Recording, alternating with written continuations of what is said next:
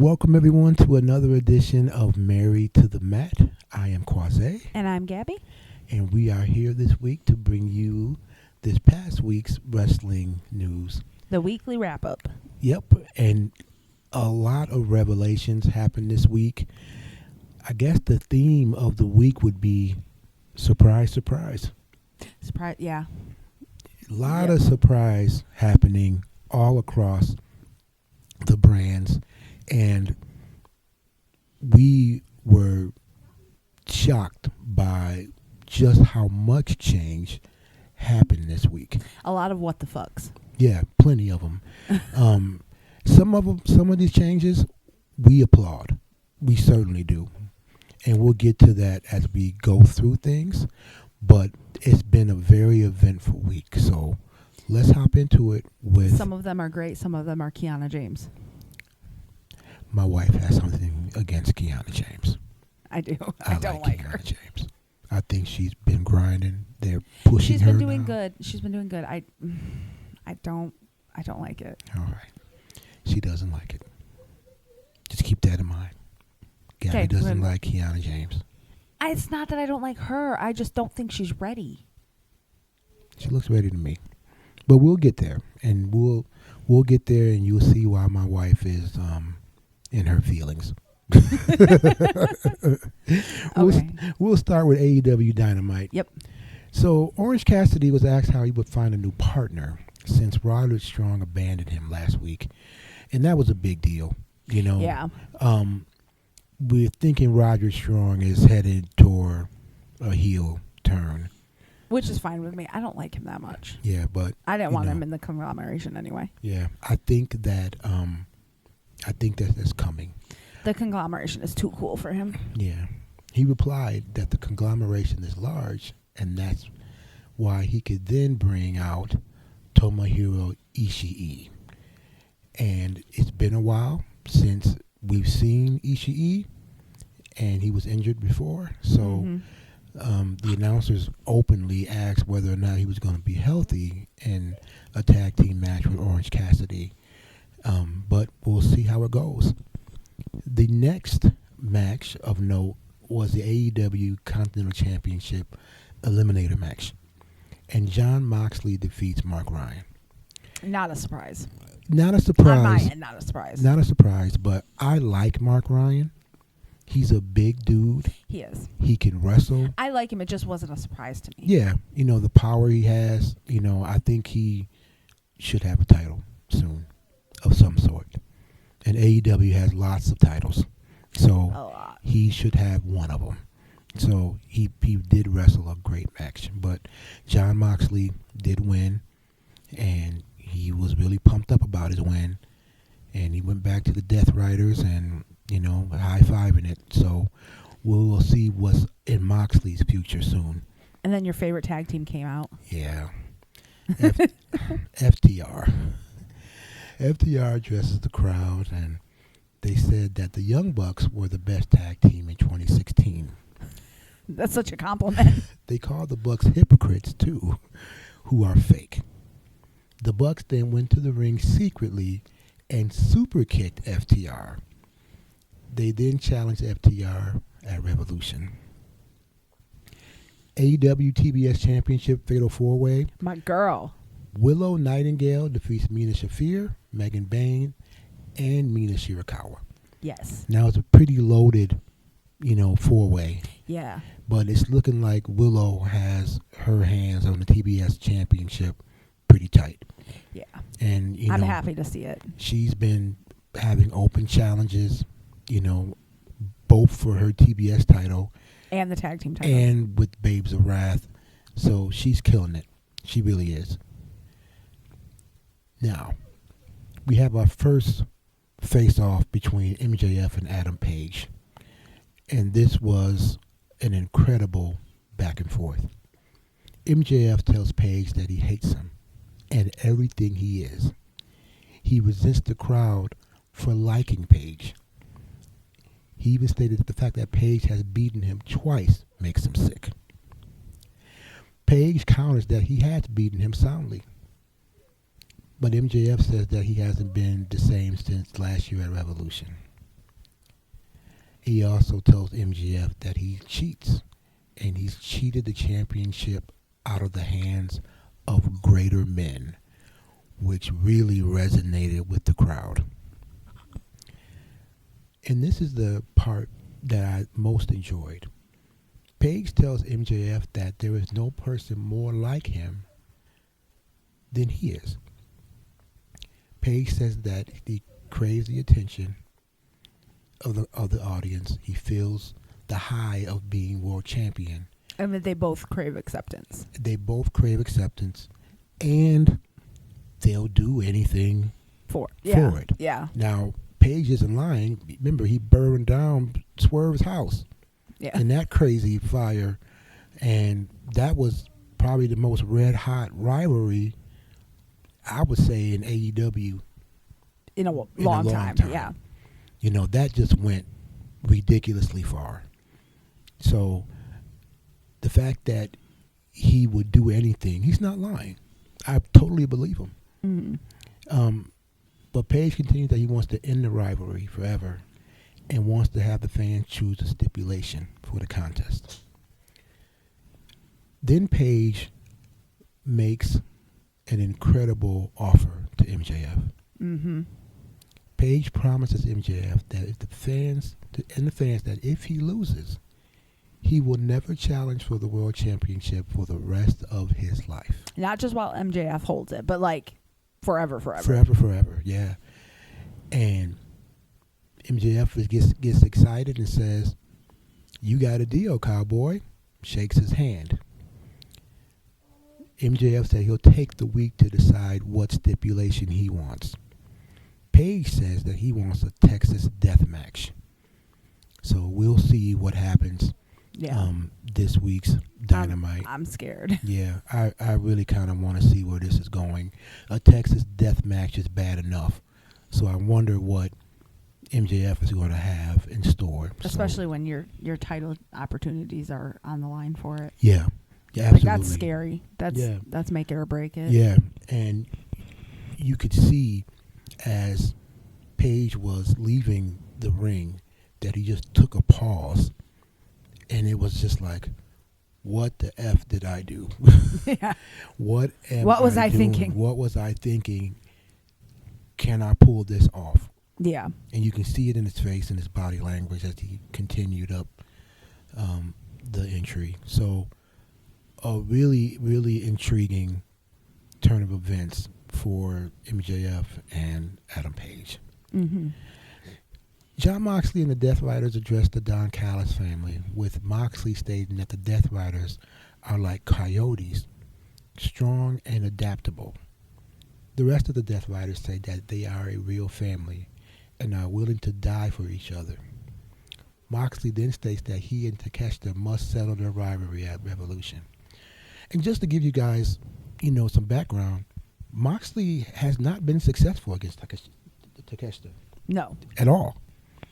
I think it's Takeshita. Takeshita. He's I love him. I love him so bad. Yeah, I mispronounced Takeshita. Shame on me. But he hasn't had good luck. Moxley has not had good luck. What? How's it? Konosuke Takeshita. Konosuke I love him. Takeshita. Yep. He's my favorite. Yeah. So Moxley wants this really bad. He wants this really, really bad. He wants Takeshita to beat his ass again, really bad. Yeah. So I think it's 0-2 this year. I think 0-3. I think so. Yeah, but he has not beaten Takeshita. So this is gonna have to wait until Revolution. But with the end of February next week, that's not too long. Yeah, it's coming up real quick. Wow. I can't wait. February is always such a fly-by month. We're already almost to the third month of the year. Yeah, like, it's incredible. going quick. Whenever February hits, it's like a blur. I'm saying January was quick too. Yeah, I think relatively January was pretty quick too, even though it's a longer month. Yeah. But February is really fast. Yeah. So we don't have much time before we see Revolution. I can't wait. So Orange Cassidy and Tomohiro Ishii defeat Gabe Kidd and Clark Connors. Darby Allin interferes by attacking Gabe Kidd. I love this rivalry. Darby Allin and and Gabe Kidd. I love it. Yeah. I love it. I love Darby Allin though. Anything Darby Allin does is amazing. Yeah, I want to see how far this goes because being left out in the desert is Something else. Yeah. something else. So we're going to see what happens there, and it was good to see Tomohiro Ishii back, and I wonder if he's going to continue to tag with Orange Cassidy or not. So we'll see. We'll see what happens, and we'll see what the fans want. But the fans at Dynamite seem to really welcome his return. So Yeah. I'm pretty sure we're going to see more of him. Mm-hmm. Now, the Don Callis family responds enthusiastically to the Death Riders challenge. Callis accepts the Moxie challenge on behalf of Takeshita, who wasn't there. He also states that the CMLL World Heavyweight Championship will look good on the mantle, and Claudio Castagnoli is the CMLL World Heavyweight champion holder right now. So Don Callis is being Don Callis. He wants He wants it all. everything. He wants it all. No Greedy, different. greedy. No different than any other time. The Brawling Birds now get their first match, and they defeat Becca and Viva Van. I was telling Gabby, like, if they don't have entrance music, They're not losing. winning. Yeah. So It's automatically. it's an automatic win for whoever's the more of a headliner. Hook states that as the boss of the Ops, he is building up their ranks domestically and internationally. And he went on to kind of brag on himself and say, hey, when I was the youngest to win a title in amateurs, I was used to, leadership and people looking at me. So I want to see if Hook is going to get back into the ring or if he's Yeah. just going to stay in the shadows. Just stay a talker. Yeah, so I hope he gets back in the ring because I prefer him in the ring than talking. Yeah, I think he's a good wrestler. I like him. no, he's a good wrestler. I want to see what the angle is. He said domestically and internationally, so I really want to see what that means. Mm-hmm. So hopefully we'll see. Yeah. Backstage, Chris Statlander states that she wants to fight Tekla for what she did to her. Thunder Rosa states that she is happy to be back and she wants Tekla in the ring. And Statlander tells her to be careful. Everybody going after Tekla. Yeah. Kevin Knight defeats Mortos. I like Kevin Knight. I like Kevin Knight too. I like Mortos too. Not as much. I like Mortos because he's a big dude that can move. Yeah. Something that I aspire I'm just to. saying something you inspired I me. aspire to.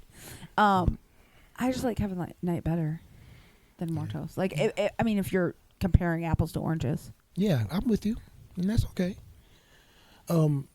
A voice we haven't heard in a while, Will Ospreay, in a promo, says that he is the combination of titanium screws and ambition. Kind of like you. Yeah, very much like me. Cyborg. And it was a line. I really liked that. That resonated with me because I do have titanium screws And ambition. and ambition. Legs in my back full of titanium. And hopefully the ambition will lead us to a good place. It resonated with me. He also says that he is coming back for everything he lost. So we don't know when he's coming back. It didn't say. Mm-mm. So we'll have to see what happens. Now, backstage, the Demand states that they have their sights set on the World Trios titles. As they enter the locker room, a dart was found on their sign. And the Demand laughs it off. Can I just say, I love what Ricochet is doing Oh, yeah, absolutely. in AEW. Oh, like, yeah. I love the opportunities he's getting in AEW compared to what he got in WWE. He feels much more at home. He feels comfortable.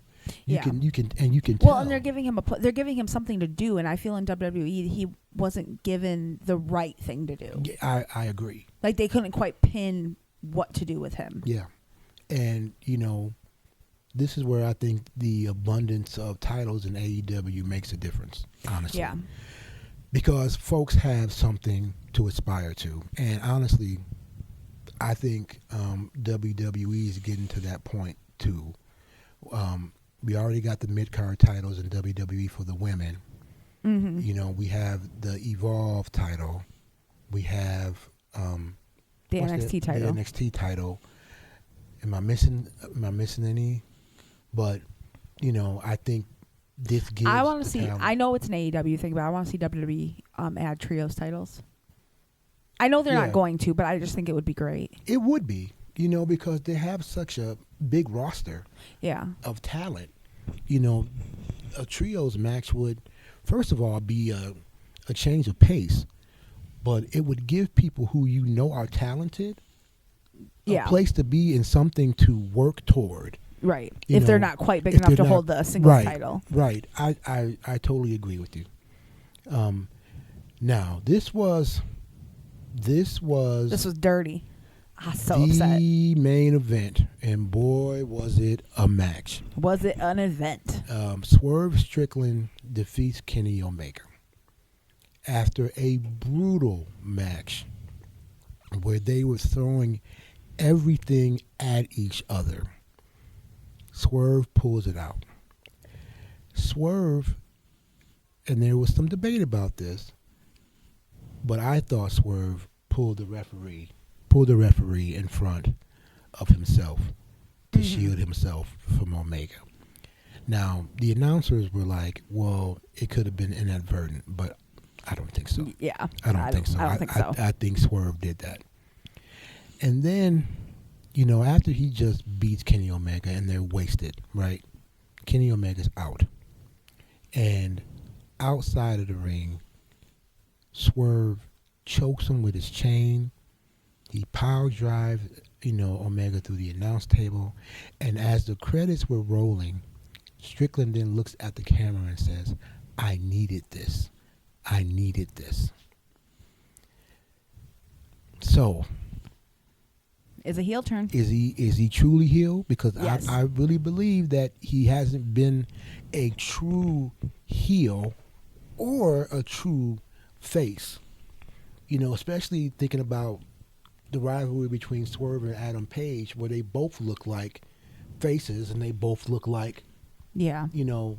No, this is a heel heel. turn. This is a classic heel turn. Yeah. I'm excited to see it. Yeah.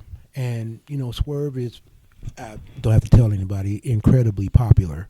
Mm-hmm. And, you know. He's gonna be one of those, like, I love to hate him, like Right. Dominic Mysterio. Like, Yeah. You hate to love him. yeah. You either love to hate him And I hate to and love you him. hate to love them. But they do the things, right? They Mhm. do the things, and you know it's why we tune in.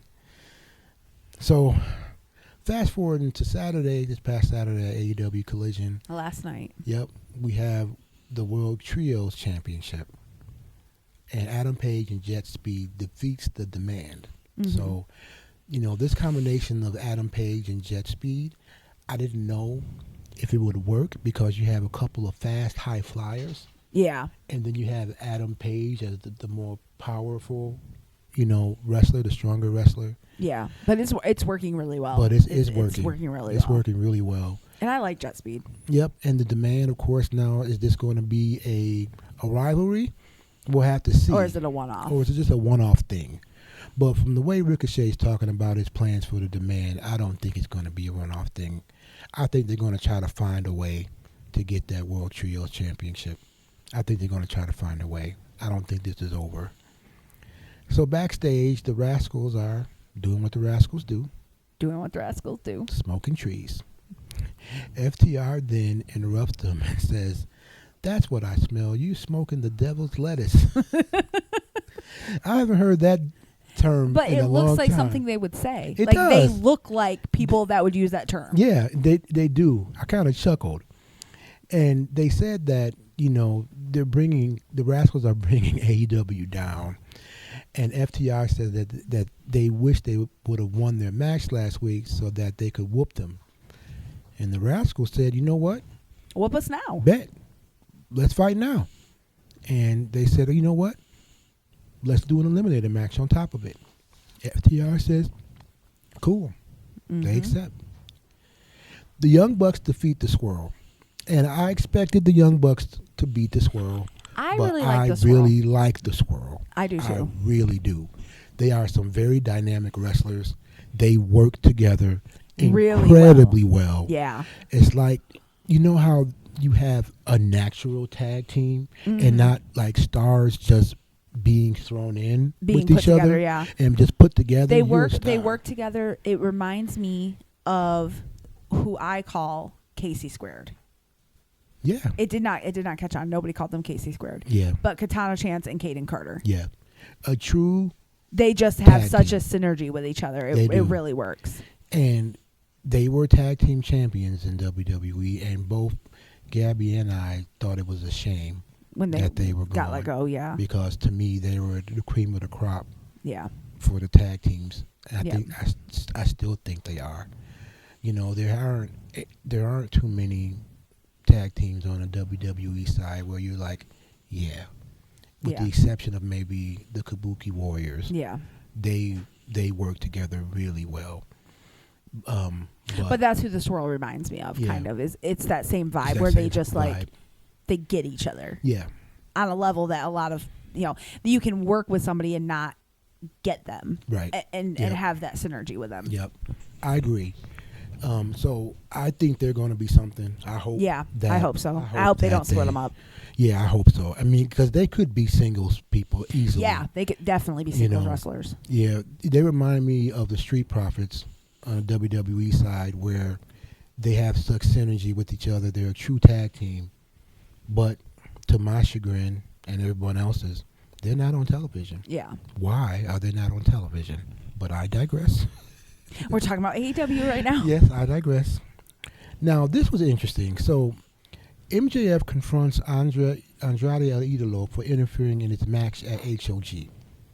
So, this is a smaller promotion, and MJF was wrestling, and the championship was on the line. Yeah, Andrade, he is You know, spreading and- the championship like peanut butter. yes, just pretty much says that, dude, What are you doing? what are you doing? Why are you over here when there are challengers where you are, and Right, I'm right here? right. So, Why are you going to why the are you other going neighborhood to- when there's a corner store right here? yeah, basically that is exactly what he said. MJF says, I'm not really thinking about you, so he kind of deflected. MJF saying that he's concentrating on Adam Page, because if he beats Adam Page, Page won't be able to ever challenge for the world championship again. MJF is not thinking about Andrade. Yeah.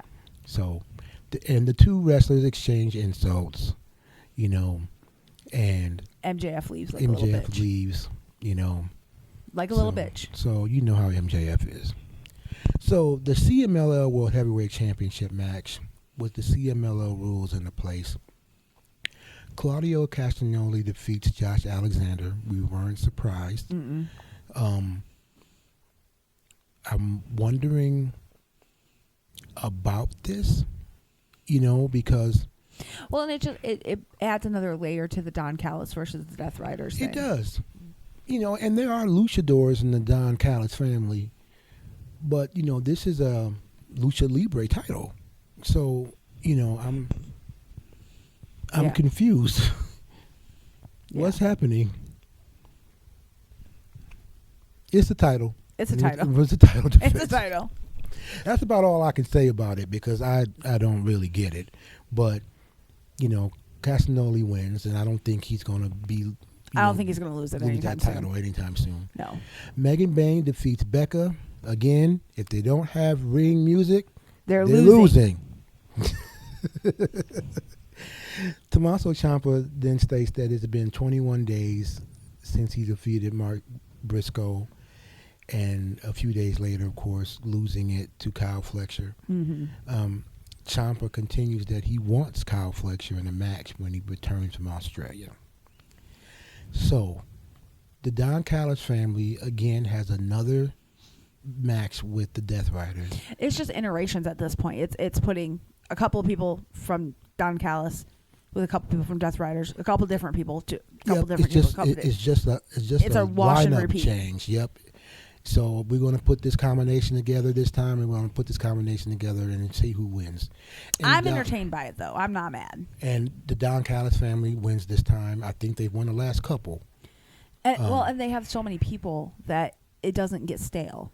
Right. You're not watching the same match with the same people because they've Yeah. got like 7,000 members. Yes, exactly. They're a big And family. They're a big family. Thunder Rosa is back, and she was greeted very warmly by the crowd, and she defeats Julia Hart, who does have ring music. Does have ring music. great ring music. Yep, and it was a good match. Thunder Rosa wins, but it was a good match. And then finally, we have the main event. And With we the had Rascals, with the my boys. And the Rascals defeat FTR. And it was a great match. And now the Rascals have put themselves In line for the title. line for the title. And I think it may end up being a three-way between the Bucks, FTR, and the Rascals. That's just a guess. I'm going to see if it comes to fruition. But, that's kind of where, one direction can go. So we'll see. Now, we're going to jump to Ring of Honor. Yep. For this past week. Zeta Steel defeats Johnny Robbie. The Trios match, Top Flight defeats TMDK. I love Top Flight. Yep, Top Flight is cool. I like them. It was a good match. Mark Davis defeats the Tuckman. The Tuckman is from Australia, and he was the hometown hero because they were in Australia. And Mark Davis beat him. Tuckman gave a fight, and he had music. He did. So, Sisters of Sin defeat Frankie B and Aisha, who did not have who music. Did not have any music. The Outrunners and Dalton Castle visit Ring of Honor. My least favorite trio. Yeah, and defeat Will Ketis and Sam and Jack Osborne. I was a little surprised to see the Outrunners. See, I don't even mind the Outrunners. I like the Outrunners. I like their aesthetic. I don't like Dalton Castle. He just irritates me. The aesthetic between the two is so opposites, work together. They don't work together, though. It's just, I don't know. I mean, they got this I hate pairing, and I'm like, I think they wrestle well together. yeah, they wrestle well But together. give Dalton Castle Something to do. some Marlboro pants, and because that's what the Outrunners pants remind me of, Marlboro cigarettes. I think that's on purpose. Though. It is on purpose. And they've got this 90s thing going on, and then Dalton Castle is. Well, the Outrunners logo is the same as Miami Vice. Yeah. Yeah. Which is the late 80s, very early 90s. Takes me back. So Takes me back to kindergarten. Right. So to see that, and they're trying to play that kind of cool with Dalton Castle, whose favorite song is probably "It's Raining Men." It's just not the same. It's not the same thing. I love that song. Yeah, I do too. But it works. It works. It works. It works for him. I just don't like the aesthetic. The aesthetics separately work great. There's no problem with them. The aesthetics together clash really bad. Really, really bad. It's like wearing stripes and checks. It just doesn't work. Yeah. And we said that last week too. We're going to say it every time Dalton Castle and the Outrunners come up that we don't like them together. And it's, they can wrestle good together though. They do. They wrestle really good together. So I think it's the visual aesthetic because they're just so different. But hey, Opposites fans like attract. it. Yeah, the fans like it too. We attract. We do. And we're opposites. And we are opposites. Yeah. Then Mina Shirakawa, who's my baby. I love her so much. She defeated Charlie Evans. Yep. And then the main event was Robbie Eagles defeating Sean Dean, which I was really upset about. I like Sean Dean. Yeah. It was a pretty, it was an enjoyable ROH. Yeah. Nothing explosive like what we saw in AEW, but it was just good, solid wrestling for the week. Yeah. Yeah. It was. Let's see, we're at WWE Raw. We're at Raw now. Okay. Which it ended so good. I was so happy. Yeah, I okay. was so happy. let me run through this so we can get to my baby's part, the best part of the Raw episode. So we begin with the Usos entering through the crowd, and then just as they took 3 steps, Paul Heyman in the Vision interrupts and complained that the Masked Man cost Austin Theory the match last week. Heyman then demands that Bronson Reed be in the Elimination Chamber. Now they're talking like this, and Pierce isn't even out yet. So you're just going to take over the Usos entrance and just talk about yo shit. Yeah, it's Paul Heyman. It's Paul Heyman. He don't care. So Adam Pearce then comes out and tells the Vision to come to the office to talk. LA Knight then interrupts and ridicules the Vision, saying that the chickens have come home to roost. What does that mean? That means that you're getting your payback. You've been screwing people with this whole Masked Man thing against others, and now the Masked Man is screwing you over. Oh, okay. So it Yep. was like Austin Theory was coming over and screwing Yeah. people over as a masked man. Now the masked man is Masked messing with Man them. screwing him. Okay, that Yep. makes sense. I didn't know Yep. what that meant. That's what I was that so means. confused. The chickens have come home to roost means you're finally getting what you deserve. Karma. Yeah. Okay. So that's what that means. It's an old school turn of phrase. Clearly, Oh. if I didn't know what it was, and I'm Yeah. old, It's I've heard it before. I just never Never knew what it meant. knew what it meant. That's what it means. We learn new things on Married to the Mat Every week. every week. So after he said that the chickens have come home to roost, Knight then asks if Bronson Reed can be in the chamber so he can crush them. I'm sorry, LA Knight's not crushing Bronson Reed. I love LA Knight so much. I think he's great, but he's not crushing Bronson Reed in any form of the imagination. It's just not happening. Yeah. But hey, he's not running. He's not running. Yep. So Knight proposes a 6-man match between himself and the Usos against the Vision. And Pierce and the Memphis crowd approves. So we have a 6-man tag team match. And To start the show, which is great. It was such a good match. And the Vision wins. So Unfortunately. they're showing that, they got the power and skill to, work with the high singles wrestler and the Usos, who are the champions on the tag team level. And Well, not just that. The Usos are like, they're Hall of Fame. They're Hall of Famers. They're future Yeah. Hall of Famers. They're going to be. yeah, I mean, not they're going to be great, but they are. They're the standard. Right. When you think of tag team wrestling nowadays, you think of the Usos, Yep. in my opinion. yeah, definitely. So Logan Paul grabs the announce table to brag about the win. The microphone, the microphone. headset, From the announce table. And guess who? Guess who comes? and beats the shit out of him. The Masked Man. Who do you think the Masked Man is? No idea. No idea. No idea. I hazard a guess that it was Seth Rollins. I don't know though. I've been trying to pay attention to like how he moves and his like body structure See, at first I thought it was Seth Rollins because of the stomp. because of the stomp. But It seems like it's too easy. Yeah, I think it's too easy too. And we'll say, oh, it's Seth, and it ends up being Not Seth. But who else uses a stomp? Balor uses the stomp. But why would it be Balor? It seems What like does he the have?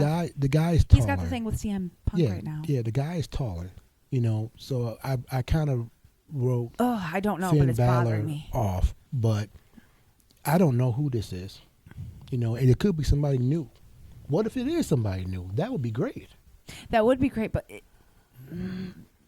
I hate not knowing. Yeah, that means it's working, baby. I don't like surprises. Yeah, that's Even when it's like a present. When he's like, "Oh, I have a present for you," I'm like, "What is it?"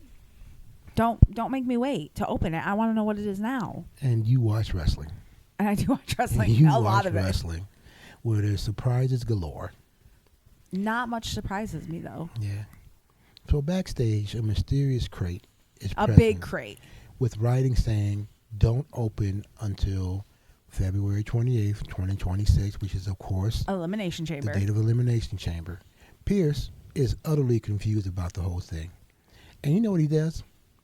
Ship it to SmackDown. Let Nick Aldis Let deal Nick with it. Aldis deal with it. Way to go. That's leadership. I liked his attitude when he was asking like the guy, the backstage hand guy. Yeah. He's like, "What is this?" And the guy's like, "A crate." And he's like, "I can see that. Yeah. What is it? I don't know. Oh no, I didn't open I it. open it. It says don't open it." and it's in your place. Right. I loved it.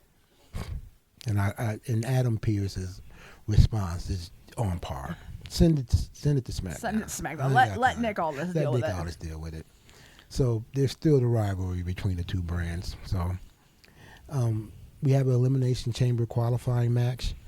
Asuka defeats Natty and Bailey. I'm so excited. We love Asuka. I do. I love. We love No one's Asuka. ready for Asuka. But we also love Natty and Bailey. You know. I do love, and I have a lot of respect for Natty and Bailey, but they weren't going to Elimination Chamber. It was obvious they were not going to Elimination Chamber. You know, I would have been happy. I would have been Natty- happy. I would have been happy with either one of them going. Yeah.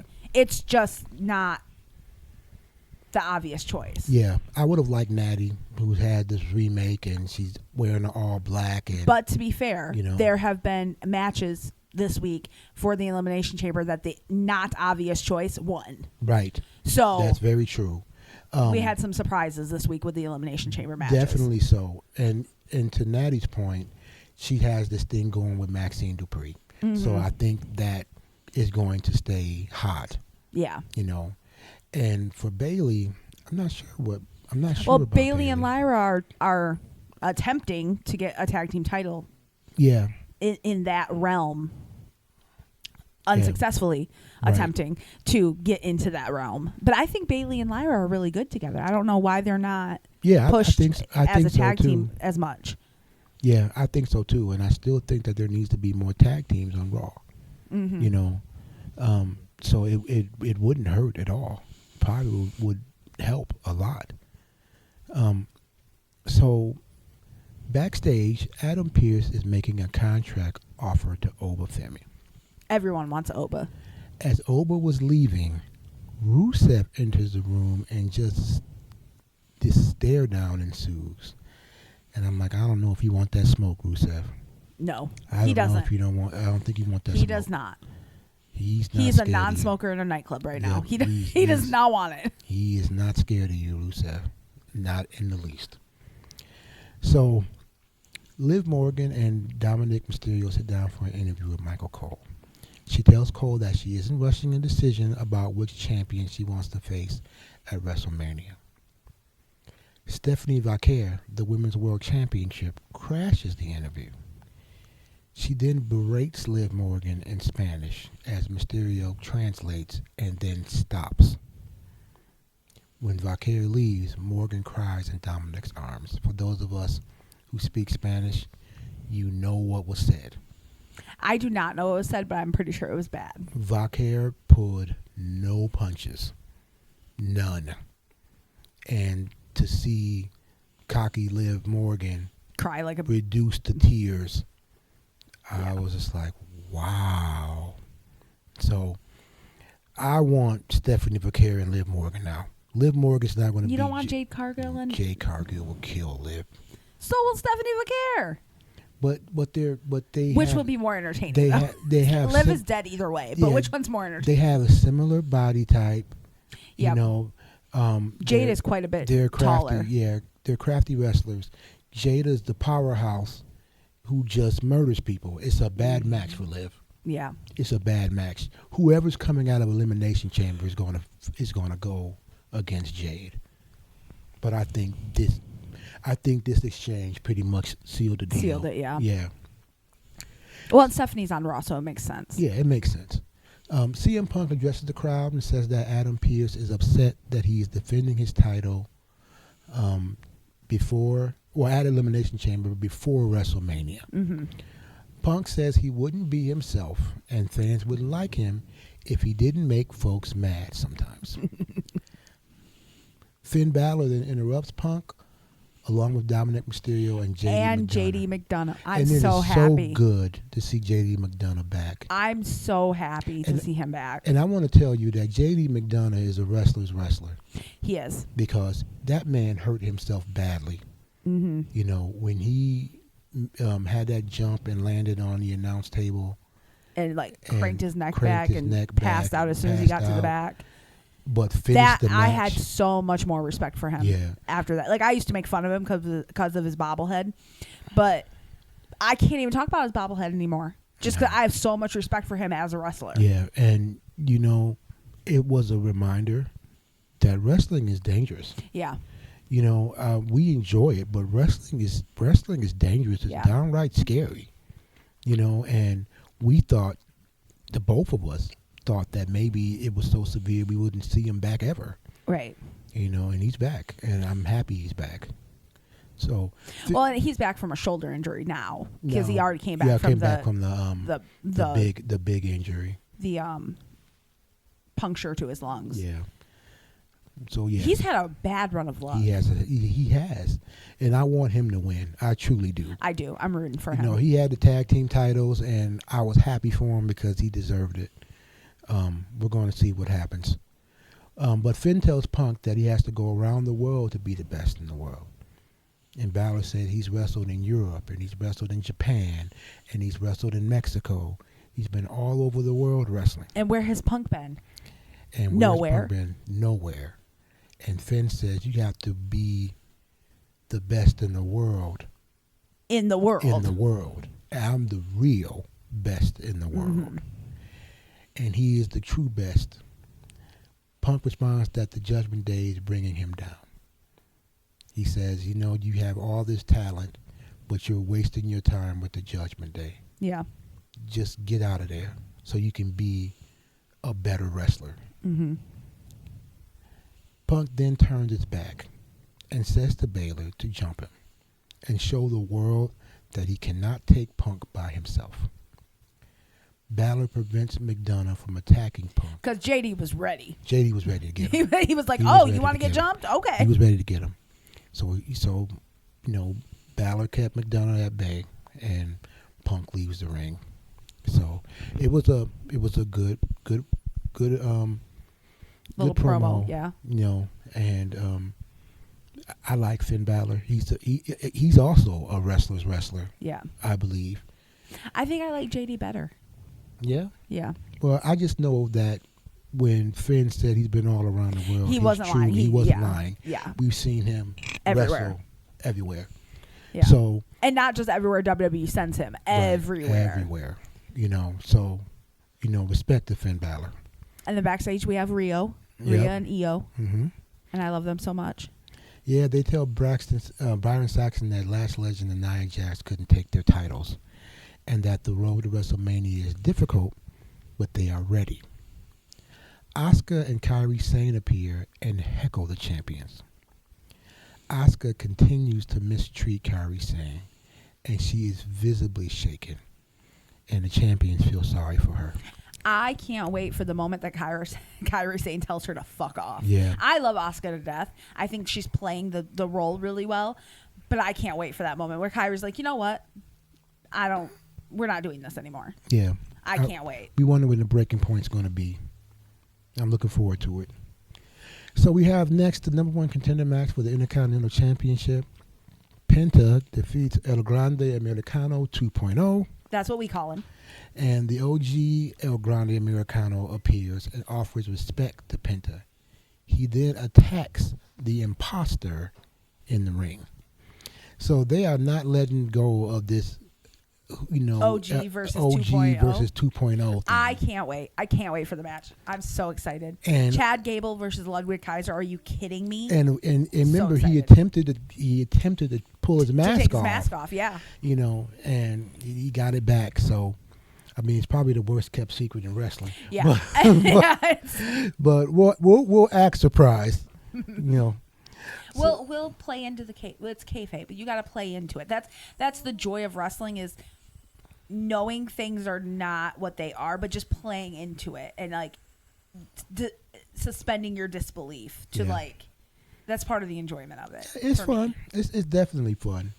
And, you know, I have my feelings about folks, you know, running around Pretending to be luchadors when they're not luchadors. And it's not about wearing masks, because a lot of folks wear masks. Masks are has been universal in wrestling for a long time now. It's when you wear luchador's mask that I start to be like, okay, Get a little sensitive. you know, it's like I get a little sensitive about that. I'm like, you know, El Grande Americano. Well, the thing is, are you being respectful and showing appreciation and like saying I want to do this to pay respect, or are you making fun? Right. And don't get me wrong. Like I watch Triple A, and Triple A can be very silly. You know, Yes. Mr. Iguana Oh is my comic God, I relief. love him so much. So it's not like He's it can't the be mixed funny. tag team champion with Yeah, Lola Vice with Lola right now. Vice, I'm yeah. so happy. And you know, so it's not like, you know, Lucha Libre is just this staid promotion and style. It's it's serious. It's funny. You know, it's a lot of slapstick humor in it at times. It's just that, you know, I don't know why they're not leaning into the AAA promotion like they should be. They're getting there. You know, they had Ethan Page and Chelsea have a mixed tag team title. Now we have Lola from NXT, Lola Vice, with Mr. Iguana. With Mr. Iguana. So, you know, I'm thinking I want them that to it bring go- Mr. Iguana to WWE. I want him on Raw. I want him on Raw don't- every it week ain't, it ain't happening. on my TV. He's too much of a draw for AAA. I want him. He's too much of a draw. I want him to baby. be a draw for Raw But I do like him. or SmackDown. I do like him. Not NXT. I want to see him on the big stage. Yeah, I would love for him to be. Just That'd be like awesome. come like once a month. Yeah. Yeah. You know, you know what? You know where I was hoping he would show up? What? The Rumble. Yeah. I was hoping that he showed up in the Rumble. You Didn't know, he? He did not. I Yes, don't he think did. so. Yes, he did. Mr. Iguana was at the Rumble? I'm almost positive. You guys tell me. Tell us. I'm Was almost Mr. positive because I Iguana- think I cried. Was Mr. Iguana at the Royal Rumble? I say no. I don't Baby, think so. he was. Remember, because Damien eliminated him and Yeska at the same time. Oh. Or was it Damien? Maybe it wasn't Damien. It no. wasn't Damien. Someone, remember, he Yeah, was because yeah, they he eliminated was. him and Yeska. Yep, my bad. And the thing The that Royal Rumble was only last month. yeah, What are you doing? I'm old. You are so, old. you know, You are old. you'd have to say it twice. I think I'm the sorry. first part they get I was it. just I reconfirming. think they get it. But I was reconfirming. That's I all. do like how they treat Yeska like Like he's a person. he's a Like he's a person. wrestler. I that love shit it. is hilarious. So let's get back on it. AJ Lee addresses the crowd and says she walked in the ring last week and walked out the number one contender for the Intercontinental Championship. She continues that the women's division is much different, but she wore the title proudly. Lee states that she gave Becky a 10-year head start and she still hasn't reached her level. She then calls Becky Lynch to come to the ring. Lynch. I said Lynch. You did. Lynch. You did. I did. Lynch states that there won't be an AJ Lee run with the title and that her gift was leaving. Lynch states that she has been making history, of course, because she is the greatest woman wrestler ever. And she's not the only one saying And she's it. not the only one saying it. Sports Everybody Illustrated says says it. it. Sports Illustrated says it. Everybody says it. Everybody says it. So I love that. I forgot how funny Becky can be. She's so She's so funny. multi-dimensional. Shout out to Becky Lynch. So Lee then challenges Lynch to hit her. Yep. And Becky enters the ring face to face with Lee. And she says, you know what? I'm not going to give you an excuse to lose. Yep. I'm not going to injure you and beat you up. And then when you lose, you be like, well, I wasn't 100%. And she leaves. Yeah. Which is a boss move. I could beat you up, but I'm not going to give you any excuses when you lose. Yeah. That was a boss move because the week before I thought she belonged in the hospital because she was just losing her mind because of AJ Lee. So, not wasting any time, Division is waiting for Adam Pearce at his office. I mean, are they wasting time, though? Because we're almost at the end of the show, and he was told to go to the office in the beginning. Yeah, that's true. So Pearce was It was a long walk. yeah, They got lost. They got lost, and Pearce was just taking his sweet old time. So Paul Heyman implores Pearce to deal with the Masked Man, And Pierce responds like, dude, the match man is just as much a problem for me as it is for you. Right. Right. Bronson Reed then says that he will deal with the match man, and when he wins Elimination Chamber, the problem will be solved. Then Reed kind of leans into Pierce's face and whispers that he solves problems and that he is a problem. Now, here's the thing. Bronson Reed's not in the Elimination Chamber match. No. Does he even have a qualifying match for it? I think there's one more. I know there's one Yeah. more qualifying match, but is Bronson Reed in it? Well, he's trying. Because they're telling him, just put him in the match, just put him in the match, just put him Yeah. in. Well, you have to do the qualifying match first. And they haven't announced. I don't think They have. haven't announced the I haven't caught last it. three. Yeah, they haven't announced the last three. At least from far as I know, they haven't announced it. They need to announce it soon, though. Elimination Chamber's right around the corner. I mean, it's either going to be at Raw or it's either going to be on SmackDown. Yeah. You know, Yeah. so we'll see. But the entitlement of everyone else has to do an Elimination Chamber qualifying match. Right. But just put Bronson Reed in the match. Yeah. He doesn't need to qualify. Yeah. He's Bronson Reed. So they've moved on from Theory, right? Because they were pushing Theory. They moved on from Theory. Well, they were pushing Braun, and then They're he got pushing injured. Braun, got injured. Then Theory. And now Bronson. Now Bronson Reed. So And then we have the main event, which was shocking. The amount of time, in a good way, the amount of times I cussed. go ahead and tell them. My baby, Javon Evans, is in the Elimination Chamber. I'm so excited. And when they came out, I was like, Gunther's going to win. We both did. Gunther's going to win. He's going to go to the Elimination Chamber. It's a done deal. Mm-hmm. He Dragon Lee hit Gunther with the ring bell and took him out of the match. Yep. that And then opened Javon up, Evans won opened up Javon and beat Evans. Dominic Mysterio. Yep. And I could not believe it.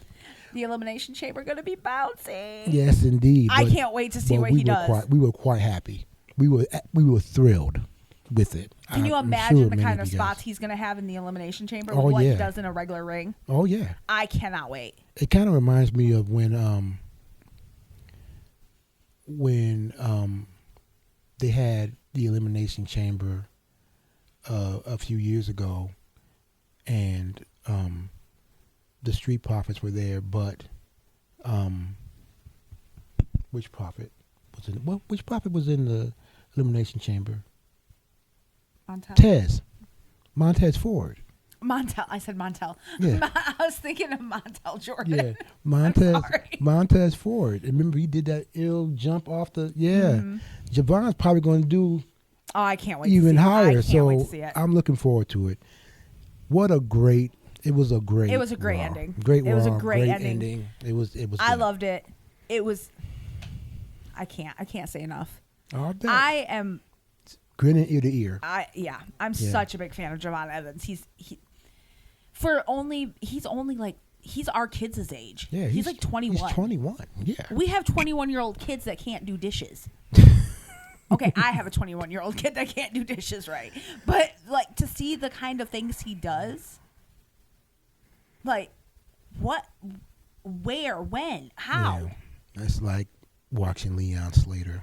Leon Slater's great too. I really like him. And- Those two are like my kids to watch Yeah. over the next like 5-10 years. And they, and Javon Evans and Leon Slater have had a match before. They've went against each other and with each other against other people. Yeah. I really like their tag team matches. Yeah. They are the future. Yes, But the future's now. I agree. Javon is in the Elimination Chamber, so it was great. I All don't right. see him winning the Elimination Chamber. No, I don't either. Now, But- that would be a trip, Just to see him in it will be a thrill. a thrill. Yeah. Especially with all these big names. Oh yeah. Like he's Cody and LA Knight. LA Knight yeah. and like I can't wait. I'm so excited. Yeah, it's going to be great. So let's move to NXT. Yep. Kalani Jordan defeats Lola Vice. And What do you think of Kalani's little heel turn? I'm not feeling it. I don't think she's a natural heel. we're trying to I'm trying to suspend enjoy it. disbelief. But, sometimes a heel turn, no matter how good of a heel you are, the audience just isn't receptive. And I bring up the Street Profits again because when they tried to Make them make heal. It them didn't work. heal, the audience was like, Well, no. it's just Kalani's so adorable. Like she's so adorable. I can't. Yeah. I just can't see it. Well, And I'm trying so hard. She's been trying her best. I know she's doing great. It's nothing against her at all. She's just. I can't. I know. But here's my thing.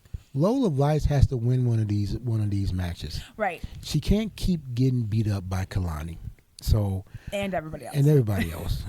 She has a belt on her now. And she deserves to win the match. Like she's really good. Her kicks are amazing. Respect her now. Right. And I'm thinking she needs a push.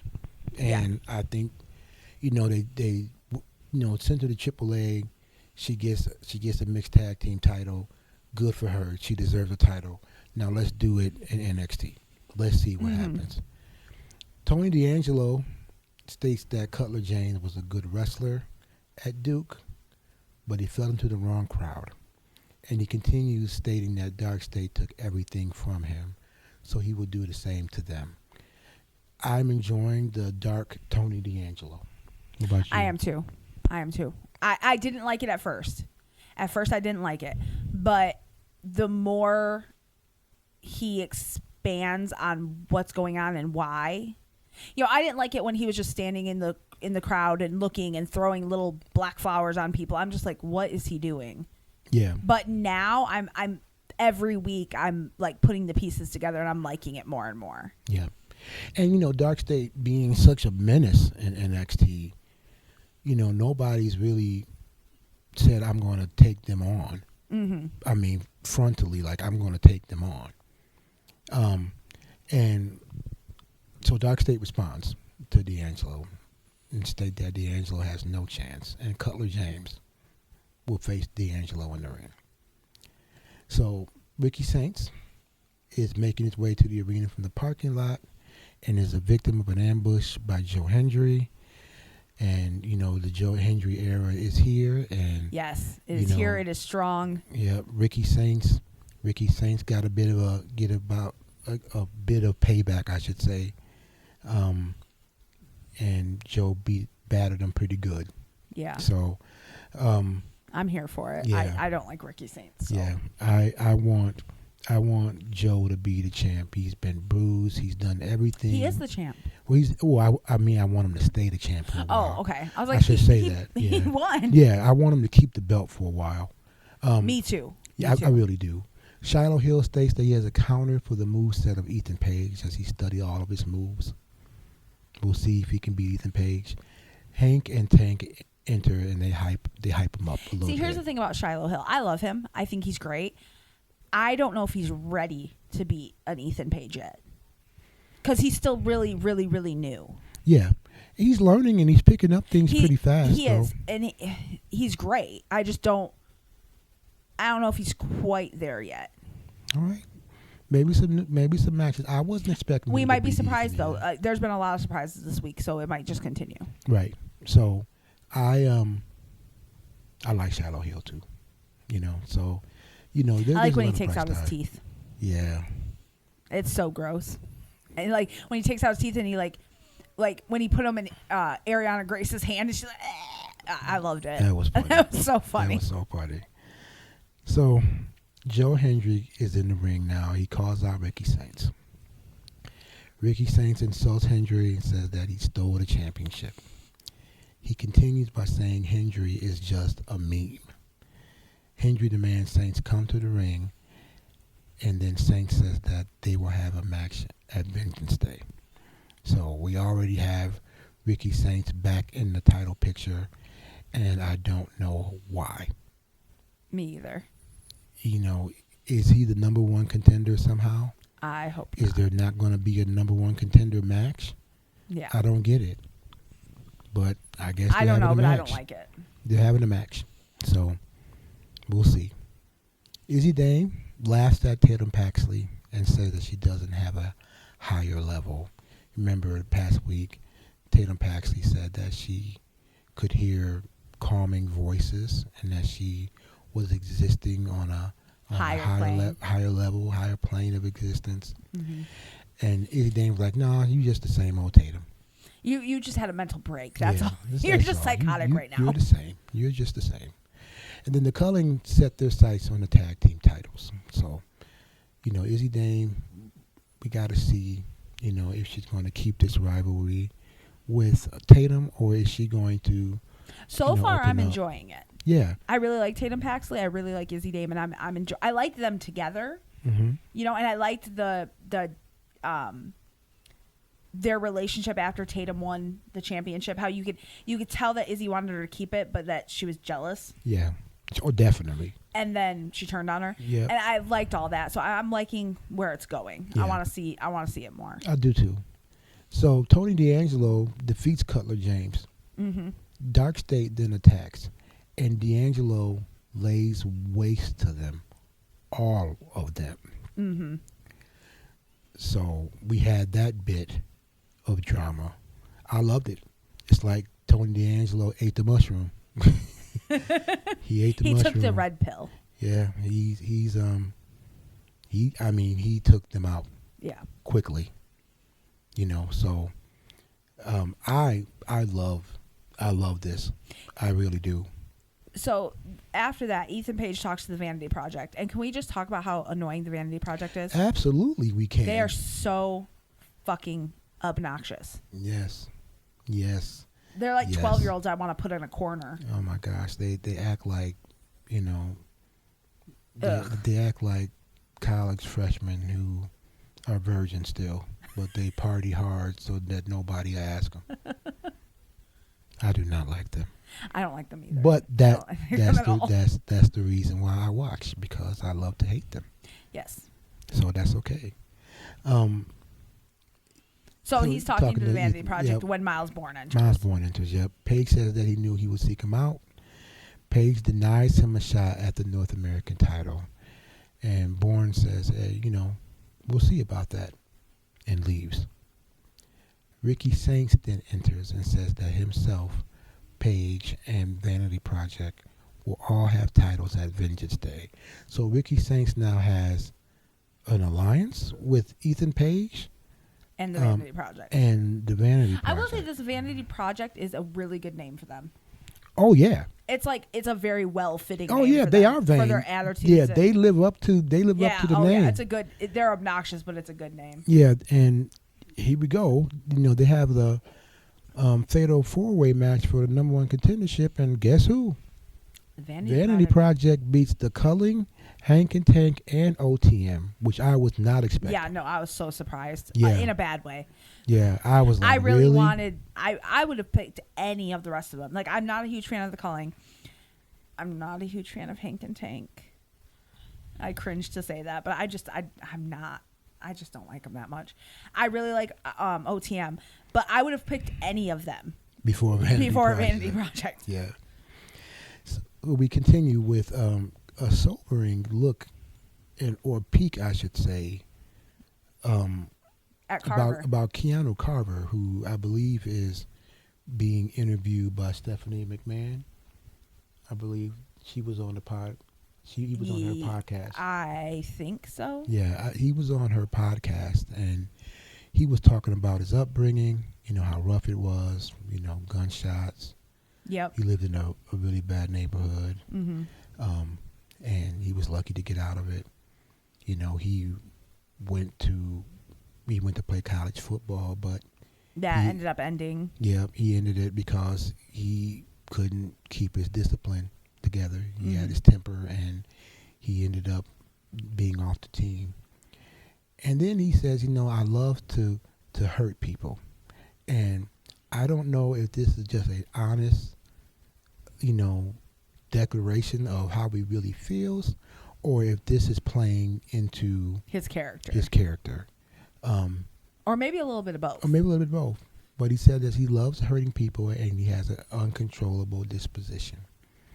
He then warned Sean Legacy before the upcoming match. So, very sobering, for Keanu Carver, who I believe is also really scary in the ring, and he just seems to be out of control. So, it's kind of scary, but we did have this moment where we could take a peek into his life. And there was a So, little bit of vulnerability there. Yeah, Yeah. definitely so. So, moving on backstage, Joe Hendry demands Mr. Stone give him a match with Ricky Saints immediately. Stone denies his request as he kicks Saints out of the arena. Stone then tells Hendry to leave since he attacked Saints. So Ruka then looks for Zarya and finds her. And Zarya angrily takes out her frustration on Soul and ends their friendship. It does not last long. Spoiler alert. Yeah. But I was in the moment. Yeah. I was in the moment. I'm waiting for it to happen. Like, for real. For real. But, in the moment, I felt it. I'm like, oh, it's been coming. This is it. Right? So, following that interaction, we have in the ring, Fatal Influence talked about their jealousy of Sol Ruka, as she has a higher profile than JC Jane. Despite Jane being the NXT Women's Champion, despite Jane being in the Royal Rumble, she's had these accolades. Why is JC Jane still the NXT Women's Champion? Can I ask that question? You may. Do you have an answer for it? No. Oh. So we'll see. Okay. We'll see. I don't get it. I believe Sol Ruka will be soon. Yeah. the champion soon. Yeah. She's headed that way. She's headed that way. So of course comes out and she says, you don't have friends.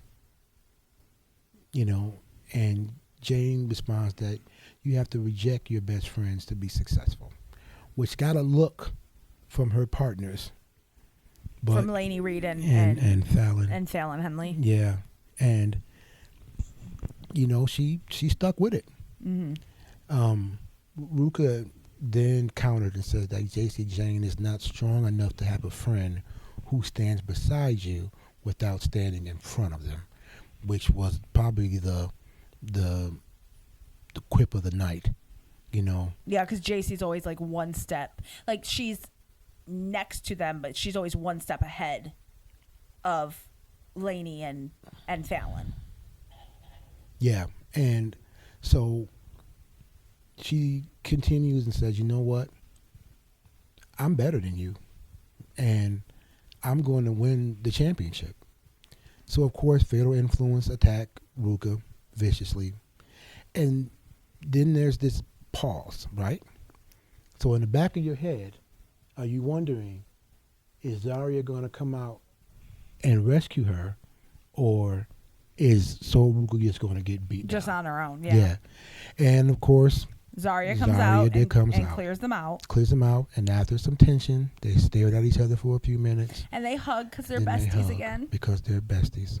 So we go to now Sean Legacy, who's pumping up Elio LaFleur and Eli Knight before their Speed Championship tournament match. And LaFleur tells Knight, may the best man win.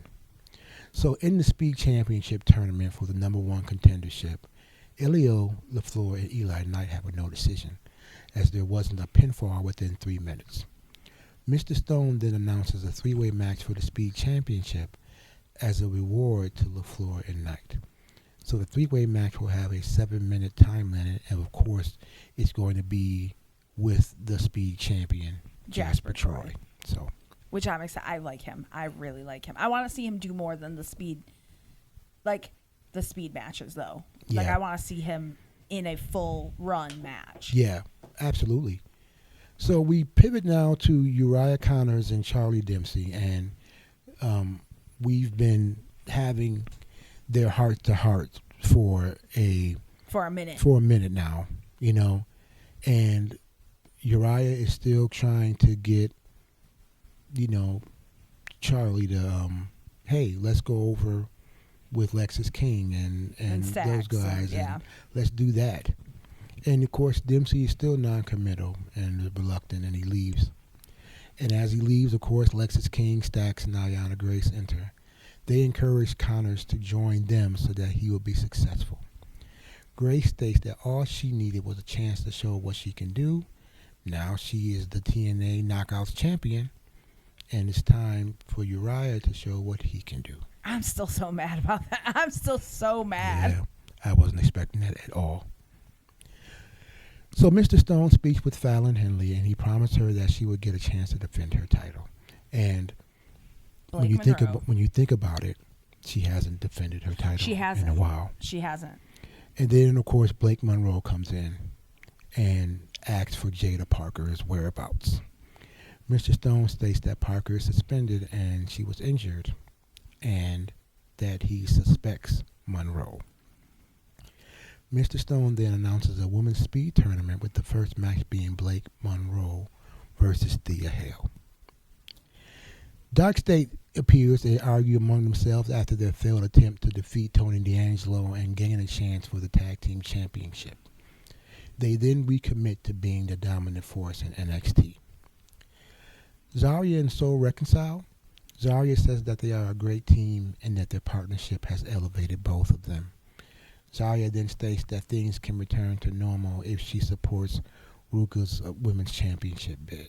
So, Zarya is trying to be the friend that's supportive. I really do still think that she, has that envy down there. I think she has the envy, but she's being okay with playing second fiddle, and I'm not okay with that. Yeah, and she's an excellent wrestler. Mm-hmm. She's a power wrestler, but she's very, she's very agile. I like her very much, and when Soul and Zarya were over on TNA for a few matches, I thought Zarya was going to win. Yeah. I was kind of disappointed that she did. Mm-hmm. But hopefully she has her turn, because she deserves it. So the main event is the NXT North American Championship match, between Ethan Page and Shiloh Hill. Ethan Page is the victor, so now he has had the most defenses of any North American champion. Mm-hmm. So that's a milestone. Yep. And then Miles Bourne enters the ring as the Vanity Project. That's right. The Vanity attacks Hill. That's right. Because they can't mind their own business. They can't. Vanity Project was at ringside. They attack Hill, and then Miles Bourne enters, and as Hill clears out the Vanity Project, getting them out of there, Miles Bourne makes a beeline to Ethan Page and starts viciously attacking him. He's on top of him, raining down blows, asking him, what will it take for a championship shot? Then boom, boom, boom. Tell me, how long? How much will it take? And then Miles Bourne just goes totally off the rails and then takes a chair and stomps on Ethan Page's leg. So now we have Miles Bourne turning heel. So, and I'm here for it. So we have a lot of heel turns happening, it seems. Mm-hmm. So, but it was an enjoyable episode of NXT. It's had its drama. It's had its good matches. Really happy about it. It was a good NXT. Now we're going to move on to SmackDown. Mm-hmm. All right. Cody Rhodes is heading out to address the crowd. He gets in the ring. He says nothing. And says nothing because Jacob Fatu comes out right on his heels. And Fatu tells Rhodes, listen, man, if it weren't for Drew, he would have defeated him and Sammy. And you know what? Rhodes didn't say anything because it's true. It's true. However, he's like, you know what? I don't even have time for you now. I want Drew McIntyre. So Nick Aldis appears and says he gave him the day off. But Drew McIntyre, being Drew McIntyre, bought a ticket. And bought a box. Bought a box. Box suite in the stands to watch everything. And he ridicules Fatu and says he's all bark, no bite. Fatu then attempts to get to McIntyre, but is corralled by security. McIntyre then says that everybody hates him because he's the WWE champion. Rhodes responds by saying everyone hates him because he's a bleep, bleep, bleep, which the crowd went crazy. But we're guessing he said fucking bitch. Something to that. Something to that effect. This is why I like AEW being on HBO Max, because we can hear everything. It is unedited. This is the drawback of having on having network on television. network television, because in Raw on Netflix it's unedited. Mm-hmm. You know, so I really wanted to hear that, but we all got the gist. Yeah. So Ilya Dragunov says that Carmelo Hayes won't have the U.S. Championship at WrestleMania because he will have it. You know, they haven't had their rubber match yet, but he says, you know what? You should win the Elimination Chamber and qualifying match. And Hayes says, you know what? I know what to do, but you need to focus on his match with Tama Tonga. And we move into that match, and Tama Tonga defeats Ilya Dragunov. Solo Sikoa enters the ring and says the MFT is his family and SmackDown is his show, and that the MFT is going for all the gold. Dragunov then attacks the MFT, and the MFT attacks him. Matt Cardona and Apollo Crews once again run to a fellow wrestler's aid, just like last week. And then Uncle Howdy appears on the big screen. He tells Solo that he uses his family as a crutch and that he will show him the true meaning of family. What do you think about this so far? Has this gone on too long between the Wyatt Six and MFT? Or It's is it getting there. Yeah, are you starting to get a little weary of it? It's getting there. Yeah. I wish there was more wrestling and less talking. Yeah. You know, there is a lot of talking. They're in the ring talking. They're in promos talking. But Yeah. they are not wrestling. Yeah. So, I hear you there. I think, like, have one more match and have it be over. Yeah. I think so. But it has to be a match. It has to be a spectacle. Right? Yeah, it has to be like a big match. It has to Like be a something- 5-man yeah. Hell in a Cell. Yeah, it has to be something that we can look forward to. You know, because they have equal numbers. You know. What if, this just came to me, what if they have like a last family standing, if you don't win, you can't wrestle with your family anymore. And that's how they break up the Wyatt Six. That could be it. That would be awesome. I was thinking if they were going to have Survivor Series. Or like a Survivor Series match. But if you lose, that's it for your family. Yeah, that would You break up. that would be something. You disband. That's some stakes. That's some real stakes right there. I would be into that. Yeah, That would make all of this worth it. yeah, we'll see. Because right now they're just talking shit and not doing anything. Yeah, I gotta agree with you there. So Nick Aldis is speaking to Jacob Fatu, and Fatu tells Aldis that he has to have Drew McIntyre. And Aldis reminds Fatu about how long it took to get to this point. He doesn't want him to get in trouble and lose the momentum he has. Mm-hmm. And he says, I will give you a match with McIntyre. And Fatu says, no, he won't wait too long for it. Yeah. And then he leaves the arena. So, and we know Jacob Fatu means it. Yeah. So, you know, He stands on business. he stands on business. So now we see Randy Orton in an interview backstage when Zelina approaches and tells Orton that he is not the same as before. Aleister Black then approaches Orton. Black states that in the locker room years ago, he could never get this close to him without being attacked. He continues by asserting that he might not be as formidable as he used to be. Orton states that he will show Black just how dangerous he can be and told Black to ditch his suit and get his ring gear on. Orton leaves and Black states that he wants to see what's in Orton's head. So, you know, Aleister Black and Zelina seem to be like the righteous. You know, Yeah. kind of nefarious type of, you know, plans, but we don't really know what they're after. Right. You know, we don't know what they want to do. Mm-hmm. You know, do you want to win? Are you trying to have a right? What is it? We don't know. They remind me of like a 90s mindfuck movie. Yeah. You know those, you remember those, like, I don't know what they're called. They're mindfucked movies. Like, they just mess with your mind, like the Yeah. Manchurian Candidate. Yeah. Like, that's the vibe they have. It's just like they don't really care about winning or losing. They just want to mess with you. Yeah. And it's clear that Aleister Black really wants to show Orton something, whatever that is. But he definitely wants to show him something. Next, we have Jade Cargill, the WWE Women's Champion, and she addresses the crowd, and she recalls her match this past week with Jordynne Grace, and she was bragging that Grace's best wasn't good enough to win the Women's Championship. Cargill states that no matter who comes out of Elimination Chamber, and she listed all the top women by name, she would defeat them all. Yep. And this is why I think that the winner of Elimination Chamber is going to go and After face Jade, Jade yeah. Cargill. And I think it could be Rhea Ripley. I don't mind Jade. I wouldn't mind seeing that. I don't mind Jade. I really like Jade. I'm so ready for this title.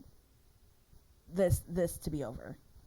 But like title switching hands, Yes, or I'm so ready for her title reign to be over. Because there's no getting it back at this point. It's been so bad and so lackluster. The only option is to take the title off of her and have her try again. And I'm not saying it's her fault. It's not. But there's no saving it at this point. For me, and we talk about this too. Or it would take a lot of work to turn this ship around. Right. And I think the writers didn't know what to do.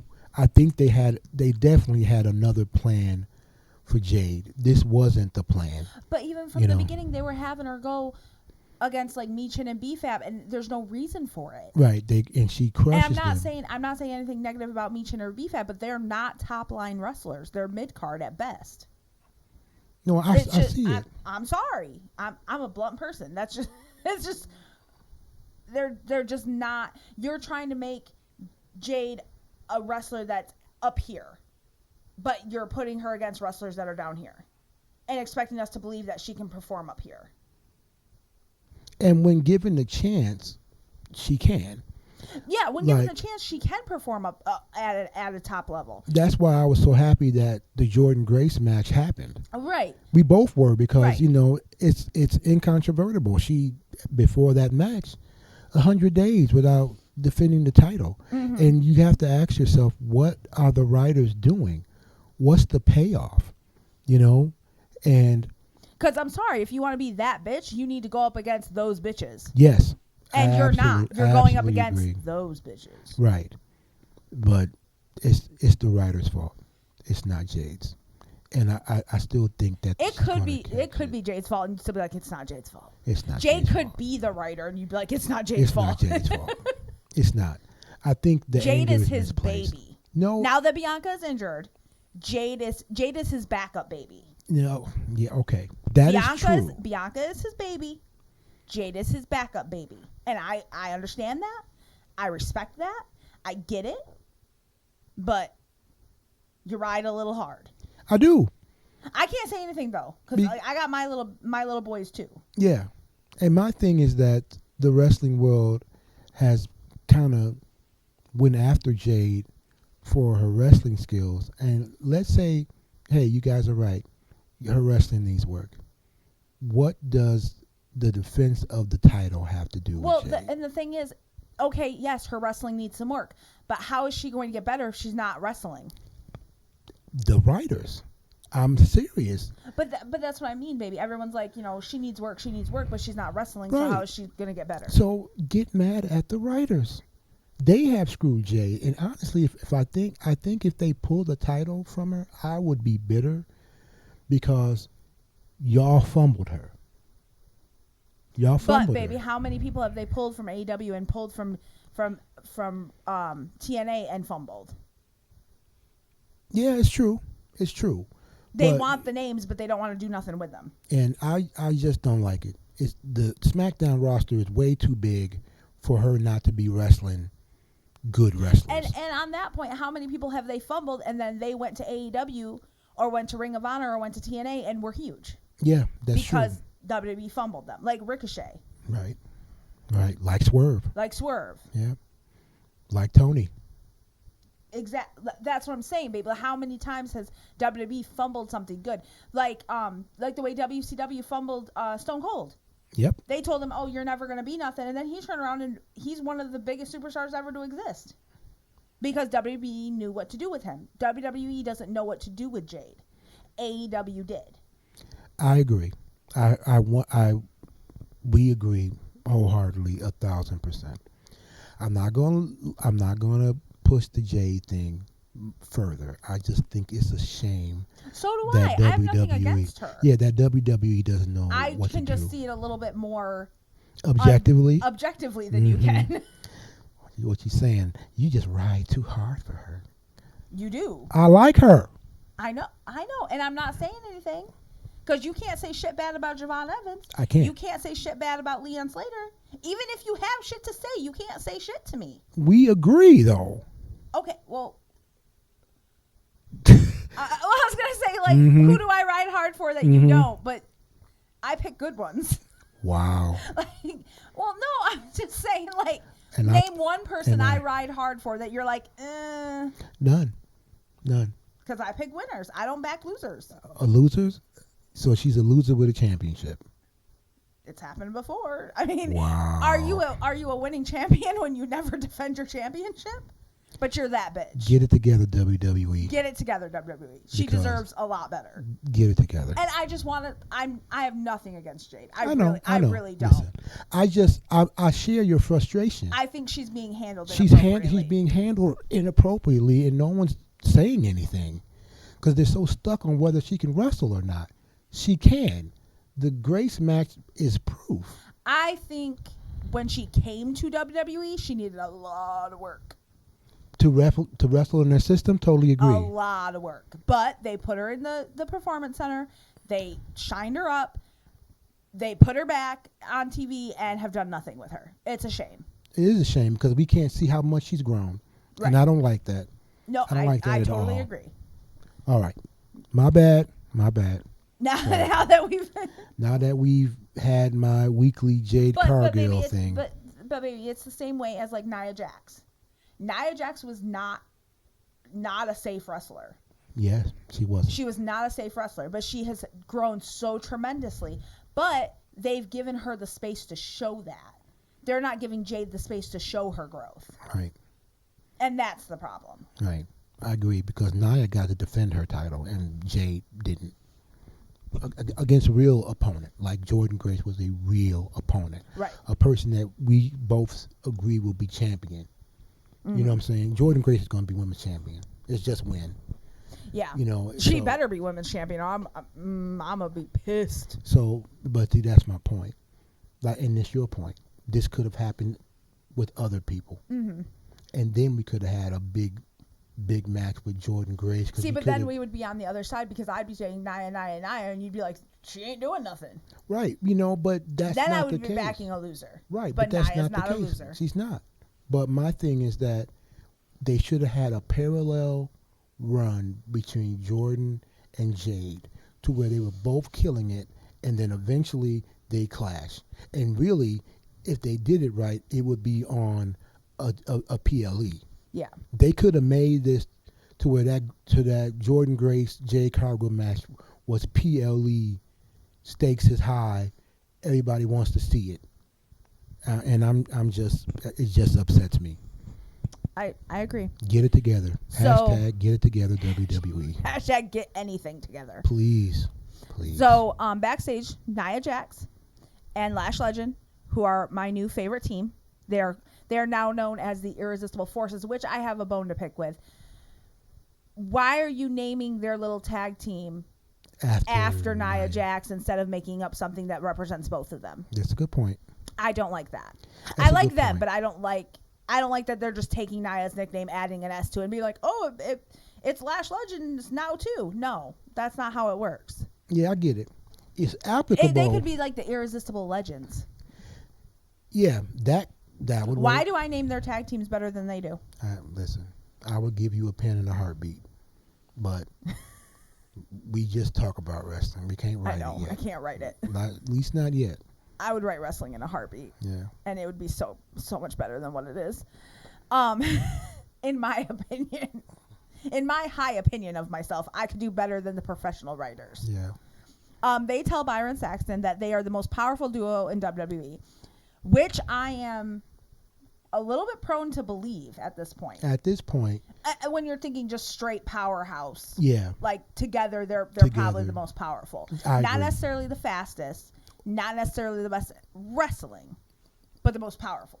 oh, absolutely the best, absolutely the most powerful. And then after that crazy match, you know, when all of their bodies, Rio and the irresistible forces, were just laying Strewn everywhere. strewn everywhere. That was fantastic. That was really fantastic. And we're going to see how this goes, because they've clashed once or twice. Rio and Lash and Nia. Once, I know once for sure. I want to say twice, but I'm not sure. Yeah, because I'm one of them was a no contest. So, but I think they're doing it right. They're building it up. They're building it up correctly. They're Yeah. doing it right. They're doing that right, and Yeah. I'm enjoying it. See, and I don't know if they have different writers. Like, do they have like a set of writers that writes, like, say, okay, you're gonna write for this person, this person, this person, this person, and then another set of writers you're gonna write for this person, this person, this, or do they have a team of writers that writes the whole show together and bounces ideas? Because if they have a team of writers that bounce ideas off each other's heads, there's no reason for this. Yeah. There's no excuse. Yeah. I think it's the latter, and you're correct. There is no excuse. So, getting back to our notes, Nia states that she's going to win her spot in the Elimination Chamber, and that herself and Lash will challenge Rhea and Io for the Tag Team Championships. And then we have the Elimination Chamber qualifying match, which is a devastating, horrible, sad moment in wrestling history. Go ahead, baby. So, Kiana James beat Charlotte Flair and Nia Jax, people. Give it up. For no reason. Yay. No, do not clap for that. Again, Kiana James has been on SmackDown for what, 2 years? Going on 3 years? She left, though. Yet, okay, she's been part of the roster for 2-3 years, but how long has she been inactive? Well, I mean, good point. I don't know why. I mean, you said that she went to go have surgery. Yeah, she had know. she had plastic surgery. From my understanding, she had plastic surgery, which is fine. I don't have, go get work done if you want to get work done. That's fine. But she's not ready. I don't know. I really don't know. You're putting Kiana James with Alexa Bliss, with Rhea Ripley, with Asuka. No, Well, absolutely fucking well, not. my thing is that she, to me, has looked really good in She has tagging with not. Julia. I'm not saying she hasn't looked good. I'm not saying she hasn't wrestled good matches. I'm not saying that at all. I'm saying she's not to the level, and she's not. How do I want to say this without being super mean? Sometimes my bluntness can come off as being mean, and I don't mean it to be that way. You don't say. She doesn't have, like, because you could make the same argument with Javon. He's not ready. But Javon has a certain shine to him that he's going places. You know that he's going to be a top contender eventually when he gets there. I don't see that shine on Kiana James. I think she's going to be a mid-carder. I don't know. I don't see her as a top level contender, and I don't see her getting there. I think she's going to be a mid-carder, and for a new person who's only going to get up to mid-card, why are you putting them in an elimination chamber? Listen, we don't know what's going to happen. I don't know what's going to happen. I'm just saying. And I'm my just thing, saying what I see. What happens if Kiana James acquits herself very well? This could be her star turn that boosts her. And kudos. Okay, and if that happens, then why do they have her as a translator for somebody that doesn't need a translator? That's what she's been doing since she's come back, is being a translator for Julia, Right. who does not need a translator. Julia speaks English, but just Okay. like Asuka, just like everybody else, just like Io, she's more comfortable in her native language. Right, and I understand that. But why would you take somebody who has a minimal role in wrestling, who's just started wrestling matches within the last month, really, like actually like concurrently wrestling matches. She's only been active for like a month and a half. Why would you put her in an elimination chamber? You're setting her up for failure. I don't know. I don't like it. I'm intrigued by it. We differ. I think that this is a response from the fans, honestly. I think Well, the fans are wrong. Javon Evans is because of the fans. They are right in that. And Kiana James is because of the fans. I don't see it. I do.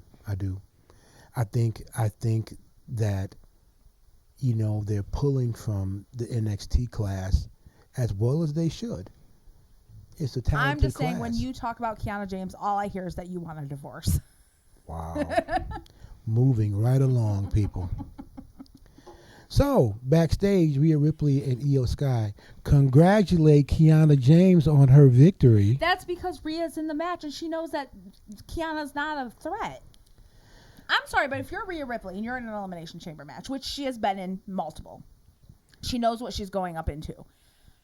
Would you rather be across from Charlotte Flair, Nia Jax, or Kiana James? You're going to want to be up against Kiana James because she's not a threat. So, of course, you're going to congratulate her. You capping real hard, I must say. I'm not. I'm gotta just stop saying it. she's You gotta not stop it. ready. All right, we're gonna see. I personally liked the fact that Kiana James is in the elimination chamber. I don't even like Charlotte Flair, and I would rather Charlotte Flair win. I would have rather Charlotte Flair win because then Charlotte and Alexa would have been in the Elimination Chamber together, and that would have been amazing after what happened at the Royal Rumble. Okay, and that's very plausible. You know, I'm just saying. it's very plausible. My job in this podcast is to give my opinion, and that's what I'm doing. All right. And I don't like it. And when I don't like something, you hear about it repeatedly. All right. We've been married long enough for you to know that. Who spit in your vegan Cheerios? I didn't have Cheerios. I had Who? Captain Crunch. That's not vegan. Yes, it is. Is it vegan? I hope so, because I ate it. What if it ain't? I'll get sick. And then I can do this podcast all by myself. Without my loud mouth. Have some Captain Crunch. I'm pretty sure it's vegan. Oh, please. I didn't check the label, though. Oh, please, have some. Have some. It's okay. It is okay. Anyway, so backstage, Rhea Ripley and Io Sky are congratulating Kiana James on her victory. Ripley then states that she looks forward to facing her at the Elimination Chamber because she's not a threat. But she's supporting Io Sky in the Elimination Chamber qualifying match that I believe Io's having on Monday. Yeah. Then Byron Saxton asks if they're underestimating their defense as their defense of the tag team titles. And they say no. You know, they're ready for Nia. I refuse to call them the Irresistible Forces. They are ready for Nia Jax and Lash Legend. You know, they're not worried about it. I think this could be a little bit of a hint, possibly, you know, that the tag team titles could change hands. Yeah, I think so. I think they're being too confident. You know, and I think Byron kind of putting that out there was a signal that they may lose. Mm-hmm. Now, for the most funny. The funniest part of the Part of the show. No, because R-Truth comes on the show too, and that was really funny. That was, and it was back to back. So yeah, but it was still really funny. Yeah. So, Oba Femi is actually really funny. Yeah, he is. Yeah, he is. And Kit Wilson, I didn't like Kit Wilson when he was with Pretty Deadly, but this new single run that he has, I actually like him. Yeah, I think me too. he's funny. I think he's enjoyable. He's not a bad wrestler, even though he's getting his ass beat every week. I'm enjoying it. Yeah, me too. So, you know, last week, of course, the poem and all that. So Oba says, you know what? I'll see you next week. So, you know, Kit is ringside, Oba's ringside, and Kit has a new poem for Oba singing his praises. And how he was wrong. And how he's wrong. But Oba was like, read another one. Read another one. I like it so much. Read another. Read another. And Kit's like, well, I can read. This one's an old one, but I can read it. And it's one to sing Oba. So, you know what happens. Oba just completely squashes him. Yep. So, that was very pleasing. It was so funny, though. And now, of course, we go backstage, and Nick Aldis wonders what's in the crate. whenever R-Truth is in a scene or a promo, it's his. It is. So He steals the show. And I love him and Damian Priest together because Damian cannot keep it together. He can't. Even back when R-Truth was like, I'm part of the Judgment Day. I'm part of the Judgment Day. Damian would like, he's supposed to be annoyed with him, yeah, and he's but laughing. he can't. Yeah, he's laughing, and they even like have this squash match where Damian wrestles R-Truth and Damian pummels him, and he's still like, I'm still part of the Judgment Day. So I love R-Truth. Me too. So R-Truth comes and says, "Hey, this crate is an award," and Truth knows because he won a Grammy. So Aldis corrects Truth and says, "I think you won a Slammy." And Truth says, "I I've don't never heard remember. of that." You never heard of that." So Damian Priest enters, and Truth tells Aldis to tell him the news. Aldis responds that it is just Priest who will be in the Elimination Chamber qualifier. Truth responds by saying Aldis mixed up their balls again, and that he liked him better when he was bald. Confusing him with Adam Pearce. Yeah, Truth leaves, and Priest thanks Aldis for the opportunity to win a championship. And After he stops laughing. After he stops laughing, because Damian cannot keep it together when R-Truth is with him. So moving on, Tiffany Stratton, and of course we both said that we were happy to see her back. Yes. We liked her outfit. Her outfit was amazing. And I loved it. And she beats Alba Fire, who handled herself well. Chelsea Green is hilarious. Chelsea Green, she is. She's like the female version of R-Truth. Yeah, she Like- is super hilarious. She is. She's so talented. And and she's sitting up there in a wheelchair with her leg up, and Yeah. she's rooting Alba Fire on, and it was awesome. So now here is probably the most intriguing exchange on SmackDown. So backstage, Cody Rhodes speaks to Sami Zayn, and Cody tells Zayn that he fought a good match, last week. Zayn gets frustrated and accuses Rhodes of stabbing him in the back during the match. And this is because Sami tried to protect Cody when Drew McIntyre interfered in the match. And Rhodes took advantage and pinned him for the win. Zayn accused Rhodes of not understanding where he's coming from, because he's QB1 and the Golden Boy. Mm-hmm. But Rhodes retorted and he said, "You know what? I did the right thing in Germany. Cost me the title." Mm-hmm. And Rhodes said that Zayn has not won the title because he hasn't taken advantage of situations. And that is his fault. So the two friends part angrily. Right on time enters Trick Williams. Yes. And he says, "You know what? I'm going to do what you couldn't. I'm going to win this Elimination Chamber match. Let's talk about it."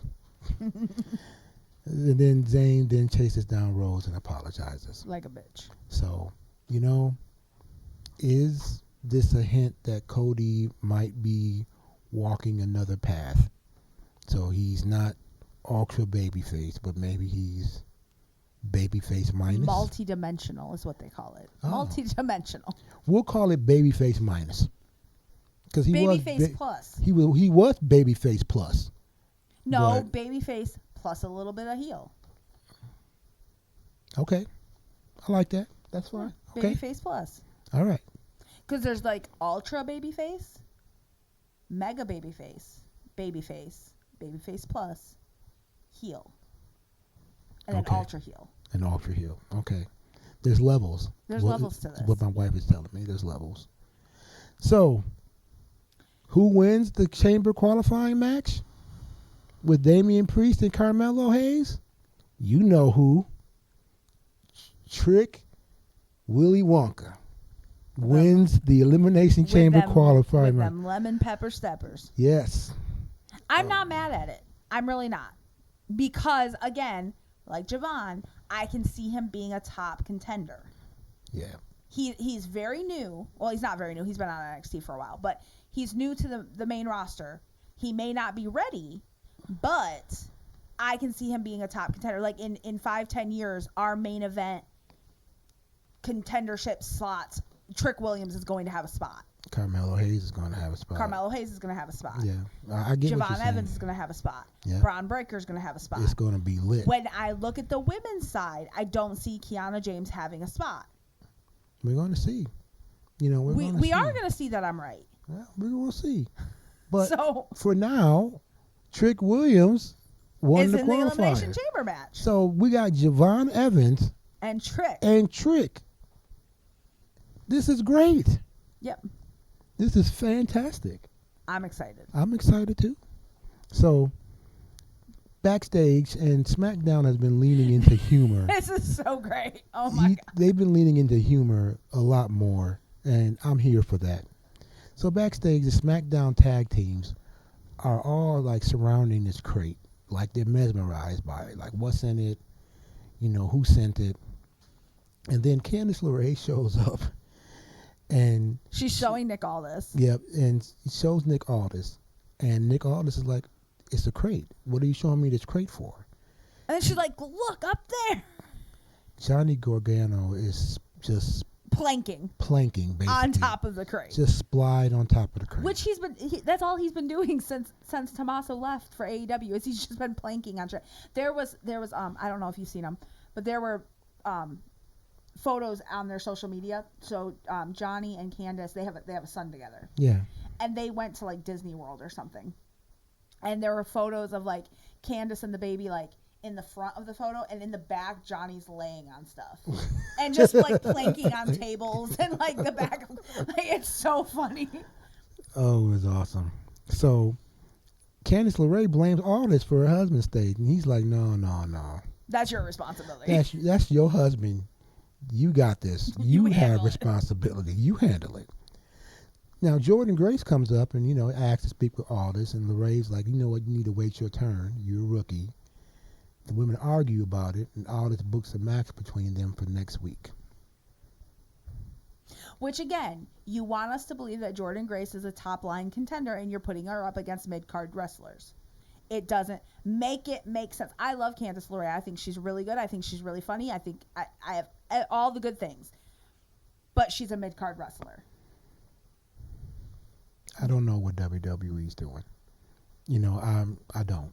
Maybe they'll give us a payoff, but I don't. I don't know. I don't know that they have a lot of older wrestlers to see. Okay, so generally in wrestling, you take the older high card wrestlers, the ones that are like in their twilight years, and you have them put over the younger wrestlers by losing, right? Right. We're in agreement. I don't know that they have a lot of women, older wrestlers that are in their twilight years to lose to the newer wrestlers to put them over. Who do they have Natty. other than Natty? Can't think of anyone. They have Doormat Nat, Doormat Nat.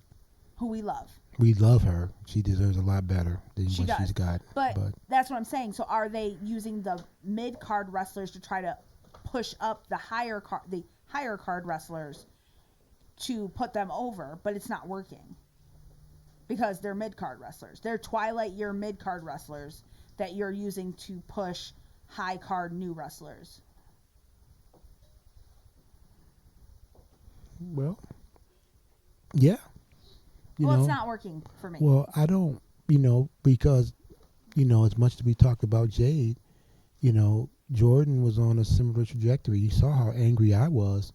They didn't use her in NXT barely at all. No, they and didn't. when she did, she lost all her matches. She lost everything. Yeah, and I was like, But that's what I'm saying. Maybe they're doing this because they don't have a better option. Is what I'm trying to give them the benefit of the doubt, which I don't do very often.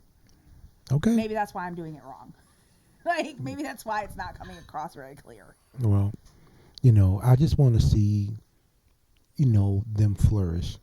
Because because they have older wrestlers, but they're still in their prime. Like Nia, still in her prime. Yeah. Rhea, still in her prime. yeah, Io, yeah, still. Asuka, Becky, they're all still in their prime.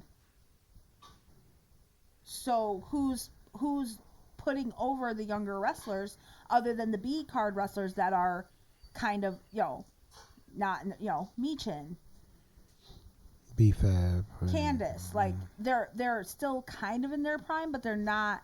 They're kind of like getting to the end of the ladder. They're on the higher spokes. I got you. But you can't put over an A card wrestler with a B card talent. That just doesn't work. Yeah, no, I get it. I get it. You have to have somebody with stature to put you over, or somebody who's well accomplished put you over. I don't disagree with that. But that's my dilemma. That's your dilemma, or that's WWE's dilemma? Well, it's WWE's dilemma. It's the dilemma for us as fans. Oh, I was going to say, you're taking up the personally. You're like, that is my dilemma to deal with. No, it's a I need to write us out of this problem. Yeah, it's a fan's dilemma. We just like, hey, we don't know where this is going. Right. Somebody give us, a wayfinder, because we're lost. So Jade Cargill. Speaking of B-Fab and Michin, we see them. Yeah. And we see them, and they interrupt Jade's photo shoot. And B-Fab first, and Jade Cargill says, hey, do you want another fight? And B-Fab says, no, there's 2 competitors ahead of me, which is interesting because, there's some type of ranking system.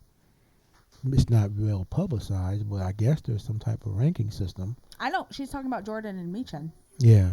And then, because Jordan is the number 1 contender, she's the one that, well, not anymore because she lost, but she's up there. And then Michin because she's coming back from an injury. Yeah. And then, Michin appears and with a kendo stick and intimating like she's going to hit Cargill. And Cargill got ready to, block, and, Michin angrily tells us, I'm back to avenge the injuries that you gave me. And, B-Fab tells Michin not to do anything yet, as it will be better if Cargill doesn't see it coming. So now we got the 2 adversaries that she wiped out, plotting their revenge. So we're going to see how this goes. Rhea Ripley versus Julia ended in a no decision, as the irresistible forces that my wife refuses to call them that interfered with the match. Ripley then attacked Lash Legend and Nia Jax. Io Sky then ran to the ring to help Ripley. The Miz encounters Oba Femi, and he compliments Femi on his success and ability. Femi asks the Miz about his career, and excited Miz talks about his 3 principles. And Femi responds that, you can show me. I will talk to Nick Aldis. And the Miz slowly realizes that Femi is not trying to listen to you. He's intending to book a match. He's intending to book a match to fight you. Right. And the facial expressions was just sweet. Yeah. Poor Miz. Yeah. So. But see, that's what the Miz does. He puts over the younger wrestlers. Yeah. That's what he's been doing. Matter of fact, there was an article where Carmelo Hayes said that the Miz helped him out at a low point, helped him acclimate himself to the main roster, and that's the Miz. Much he's as a locker room leader. He's a locker room leader. He spoke openly about how he was bullied when he first came in, to rise and become this champion who's won every belt at least twice. He's a Grand Slam champion. He has the pedigree, to your point, where, if you beat The Miz and look at his record, you're like, oh, okay, I beat somebody. So I get that. Charlotte Flair talks with Alexa Bliss about not making the Elimination Chamber. And she's upset. She's trying not to be. But she's like, of course I'm not upset. My best friend's in the chamber and I'm not. Yeah. Like, she's trying so hard. Yeah, she wanted to be with her in the chamber real bad. Kiana James then enters and says that herself and Julia are in a business relationship and they don't have to worry about friendship. Then Bliss insults Julia, and Julia went into her rage, she has anger issues. Yelling Japanese, and she had to be restrained by James. So Julia is very hot-tempered with the very even-tempered Kiana James. Yes. So it makes for an interesting kind of pairing dynamic between the 2 of them. Now, Solo Sikoa says to Tama Tonga that he will be U.S. champion soon, but the lantern belonging to Uncle Howdy is the most important priority as it keeps the Wyatt Six under their control. Solo leaves and Shinsuke Nakamura enters and roughly asks Tonga how long he will remain in Sikoa's shadow. So, and this is very intriguing to me. Inspiring division. He might be, but this is almost like, I knew you from another life, and I know who you are and what you're capable of. What are you doing? Yeah. And I like that. I like that a lot. So we're going to see if Tama is going to, be loyal to Solo or if he's going to go on his own. All that wrestling on SmackDown, we finally get to the main event. And Aleister Black defeats Randy Orton, which I kind of saw coming. Yeah. Drew McIntyre interferes in the match by hitting Randy Orton in the head, setting up the victory for Aleister Black. Cody Rhodes then chases McIntyre away, and somehow McIntyre gets away from Cody and returns to the ring to gloat over Orton's defeat. Yep. How is he getting away from people? I don't know. I don't understand this. I just don't. It's crazy. But it's clear that Drew McIntyre is intervening against the people that he considers threats. Yeah. And he certainly sees Randy Orton as a threat. Yes. Like he sees Cody Rhodes as a threat. And he's, interfering in these, fatal four ways and these three-way matches because there's no disqualifications. So people can come in and interfere all they want. Yeah. And Drew's using that as a tool to stop his rivals from, getting to the chamber. So Drew's smart. Yeah. He knows what he's doing. All right. So finally, we have made it to TNA. And TNA Impact. This week's Impact, it begins with Indy Hartwell defeating Heather by elegance. And then we move into a segment from earlier that day. segment from earlier in that day, right. And Steve Maclin attempts to get in the building, and TNA security prevents him from getting in. Tom Hannaford, who's the play-by-play man for TNA, meets him outside and tells him, like, dude, you attacked the TNA champion. He looks like, hey, you deserve to be suspended. Right. Well, he's fired. Yeah. And remember, he got the feaster fired. He got the fired briefcase. He doesn't work right. there anymore. He's done. That's right. Right. So Macklin wants to address the fans and asks Hannaford to get him in. And Hannaford says, I'll see what I can do. Following that, the TNA World Champion Mike Santana himself addresses the crowd. He touches on Macklin and tells the crowd that Macklin was a coward, not to face him like a man, but rather have a sneak attack. And Santana states that he knows Macklin better than anyone, and the reverse is also true. And he warns Macklin that if he keeps knocking on death's door, eventually death will answer. Which is a great line. Yeah, it is a great line. Santana then calls Leon Slater to the ring. He apologizes for not having Slater's back during their match at No Surrender. Slater forgives him, and the Nemeth brothers interrupt.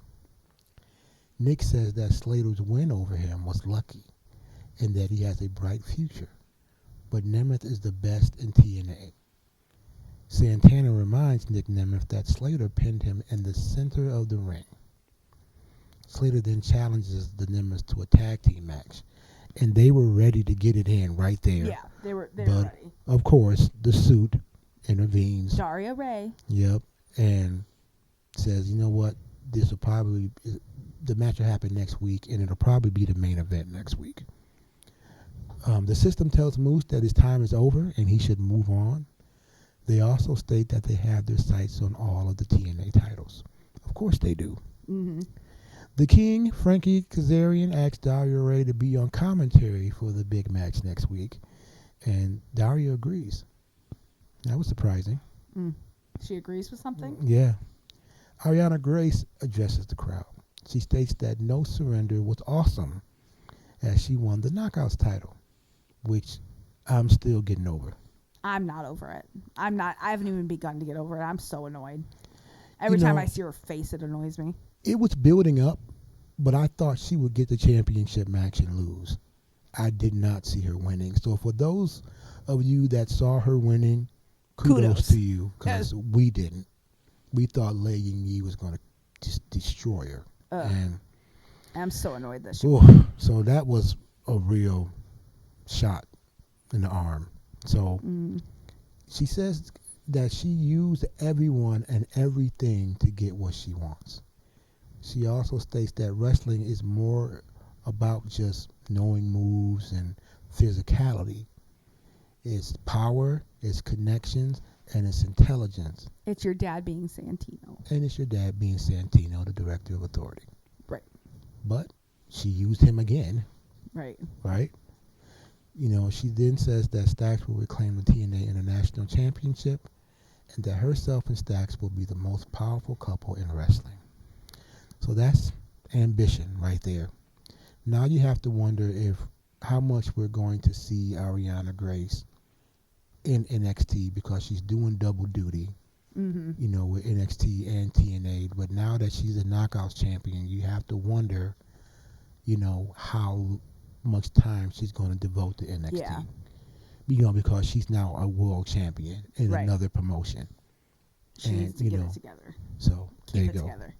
So we have the TNA International Championship match, and I'm so happy. Trey Miguel defeats Stacks. So won't happen this week, Ariana. Sorry. Keep trying though.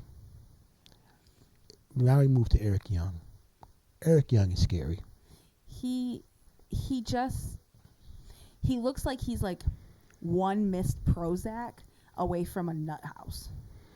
Yeah, he's amped up. Like he needs grippy socks. Yeah, he's really amped up, you know, and he says that he's going to cleanse TNA of all of its impurities with the help of others. He then states that the X Division was the lifeblood of TNA, but it has been tarnished by Leon Slater. My question is how? What has my baby done to tarnish the X Division? According to Eric Young, he says when he was out those couple months, he was entertaining offers from competing promotions. According to Eric Young, I don't know how you can do that when he can't get into the United States. Right. But, you know, hey. He's a fake champion because he couldn't get into the U.S. Yeah. So Young states that the second part of his operation is to cleanse the X Division, which means that Eric Young has his sights on the youngest in charge. Then how soon are we going to see this develop? Probably real soon, the way Eric Young is acting. So. And I want to see it, but I want Leon to win. I want it to go my way. And I really like Eric Young, but Leon's my baby. Yeah. And, you know, losing those 2 months, you know, really sucked. Right. It took his momentum down quite a bit. And I want to see him like, you know how like some people, they'll go away on an injury, which obviously Leon wasn't injured. He had problems with his visa. But they'll have a lot of momentum and they'll be doing really well, and then they'll go away and they'll come back and they'll struggle to get that momentum back. I really hope he just comes in hitting the ground running. Well, it looked like, you know, he is. And, you know, it's when I say it sucks, he had problems leaving the country and then problems coming back. Yeah. You know, I'm like, that's not fair. Well, and Danny Luna's having the same issues. I honestly, I think it's anyone who's not a U.S. citizen is having issues getting in and out. And what's so sad is that, you know, we may lose talent because of that, because folks are not trying to take the risk. They're looking at the U.S. and saying, you know, am I safe there? Can I work there? Yeah. You know, everything is, you know, up in the air. And right. I really hate that. I really do. So we're both happy that Leon Slater's back. Yeah. We're not going to get into politics because that's going to be a 7-hour conversation with us. Right. But we're just happy that he's back. Yes. We are. Very, very happy to see him back. So Tessa Blanchard versus Jody Threat ends in a disqualification. Have you guys noticed that there's been a lot of DQs and no contests Yeah. across all the promotions? Yeah, this week has been really bad It's for been it. a lot of DQs, a lot of no contests, A lot of like running out of time. Yeah. For the speed championship. Right. Stuff It's like been that. a lot of that Yeah. lately, There's been a lot of no endings, and it's been really frustrating this week. Yeah. So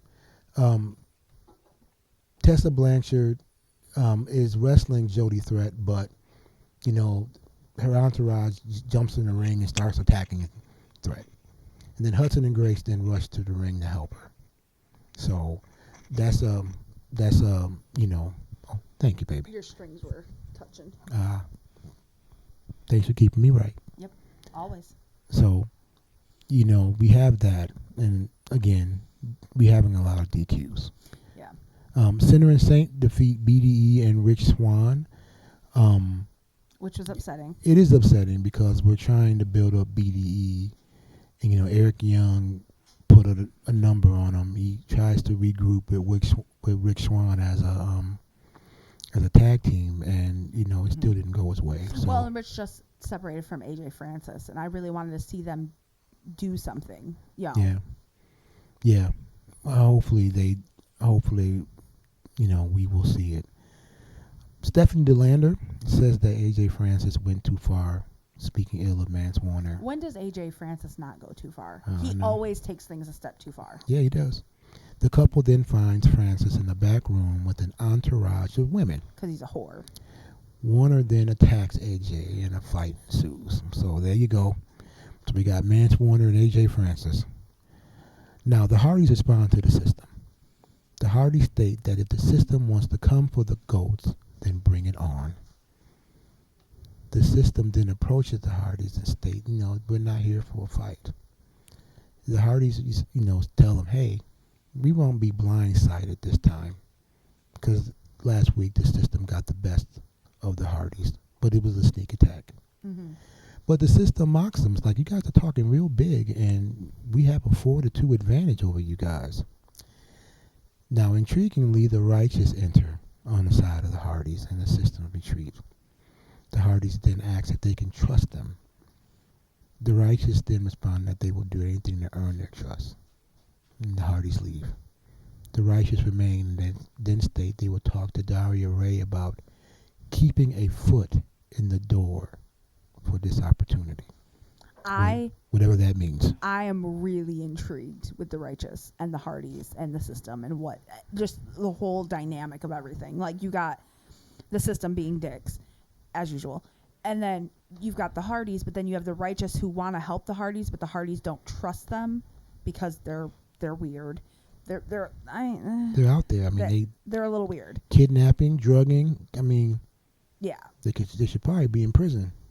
Well, and the like, oh, what are they called?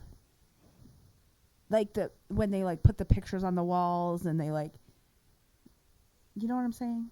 Like wanted posters? Or no, like when the Hardys went into their room and like they had like the pictures of their families. Yeah. Up on the walls and the candles and what are those called? It was like a seance? Something like that? No. Anyway, they're just weird, but I like it. I'm trying to think of what you mean. I'll get it. You'll back. think of it at like 2 a.m. Yeah. So. All right. So Tom Hannaford reports that TNA leadership will allow Steve Maclin the opportunity to tell his side of his attack on Mike Santana. So, which I'm guessing we'll get. Yeah, next week. Next week, I say, and I wanna know where this comes from. I'm interested to see. Steve Maclin is fired. I want him to go away. Well, he's still fired. Well, then he should go away. He should be in an unemployment line. Well, TNA leadership says he can at least speak his piece about why he attacked Mike. So, we'll see. Now, the main event was very enjoyable. It was the guitar case casket match. And that kind of spoils. Right. That kind of spoils it a little bit. But I guess it could have gone either way.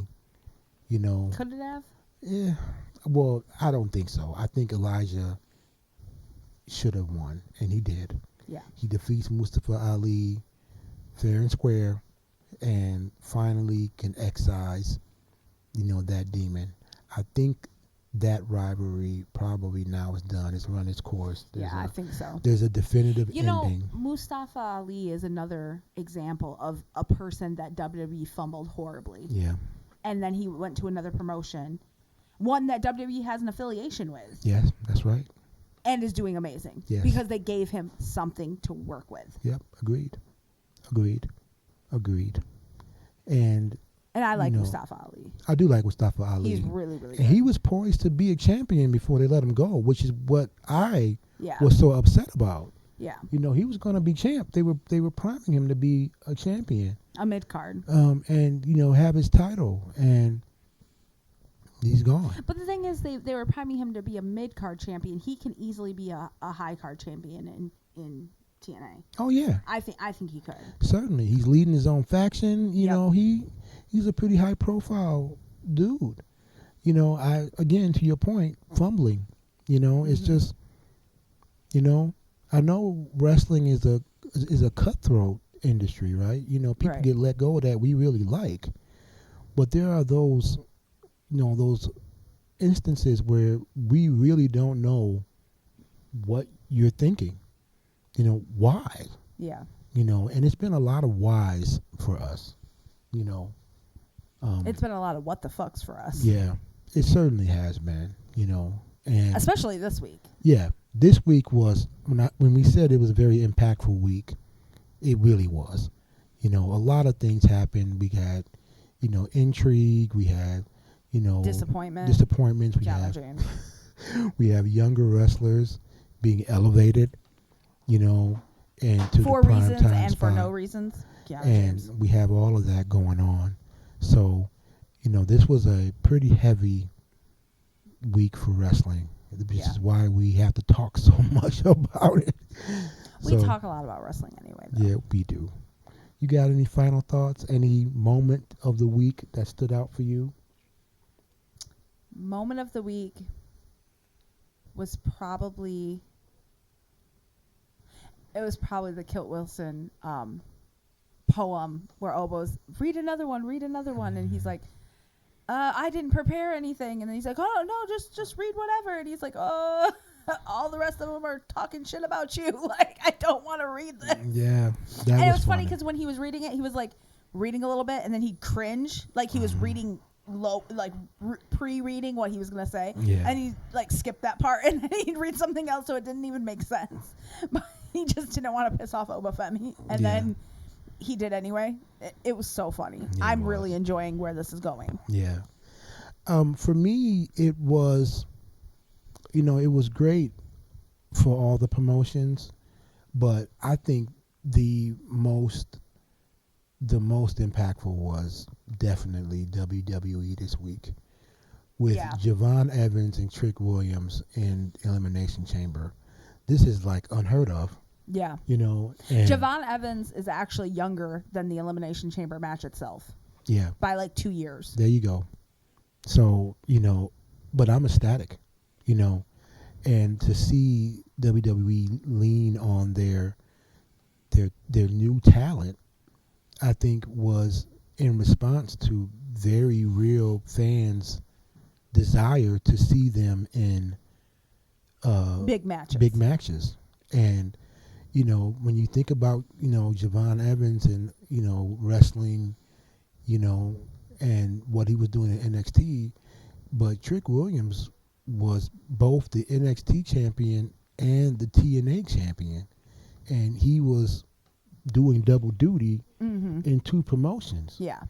So if there's one rookie who is probably the most experienced and been in high profile matches, it's probably Trick. So Yeah. and the fact that he got elevated was a pleasant surprise, but I also understand why. Yeah. All these folks. I understand have come everything over. that happens in wrestling except for Kiana James. We That's will the see. only thing that I don't get it. Well, we're going to see. And the name Irresistible Forces. Like, stop being fucking lazy. All right. Hey. Well, is that your final thought? Do you have anything positive to leave to the viewers? Do you? I'm thinking. Too late. I'm thinking. Thank you for joining us for another edition of Married to the Mat. My wife will finish her thought next week. I'll have something positive to say next week, hopefully. Yeah, we'll Javon see. Evans won. That's positive. That was positive. Okay. Took you long enough. R-Truth is still funny. That's positive. All right. What else? Chelsea Green is still funny. That's positive. All right. What else? Notice how she stick to one promotion. Well, At least she can't say this is over. It's over. Willow Nightingale won. That's Yeah. positive. Mm-hmm. Come on. What? We're getting a Takeshita match. That's positive. I don't know. Exactly. I'm trying, okay? Yeah, all right. I'm not all a right. positive person. Yeah. I'm very Well. glass half full. Or half empty? Which one's a negative? Get it right. Get it right. Half empty. I'm very glass 3/4 of the way empty. I'm exhausted. So eat Captain Crunch. I love Captain Crunch. Eat Captain Crunch. I'm like a 7-year-old on Have- the inside. I have love some. Captain Crunch. Have some and, They changed it, and though. be unable to do the podcast next week. Get sick. Just get, it's okay. It's in capable hands. We'll see you guys next week. I'm Quase, I'm Gabby. and we are Married to the Mat. We will see you guys next week. Yep. Bye.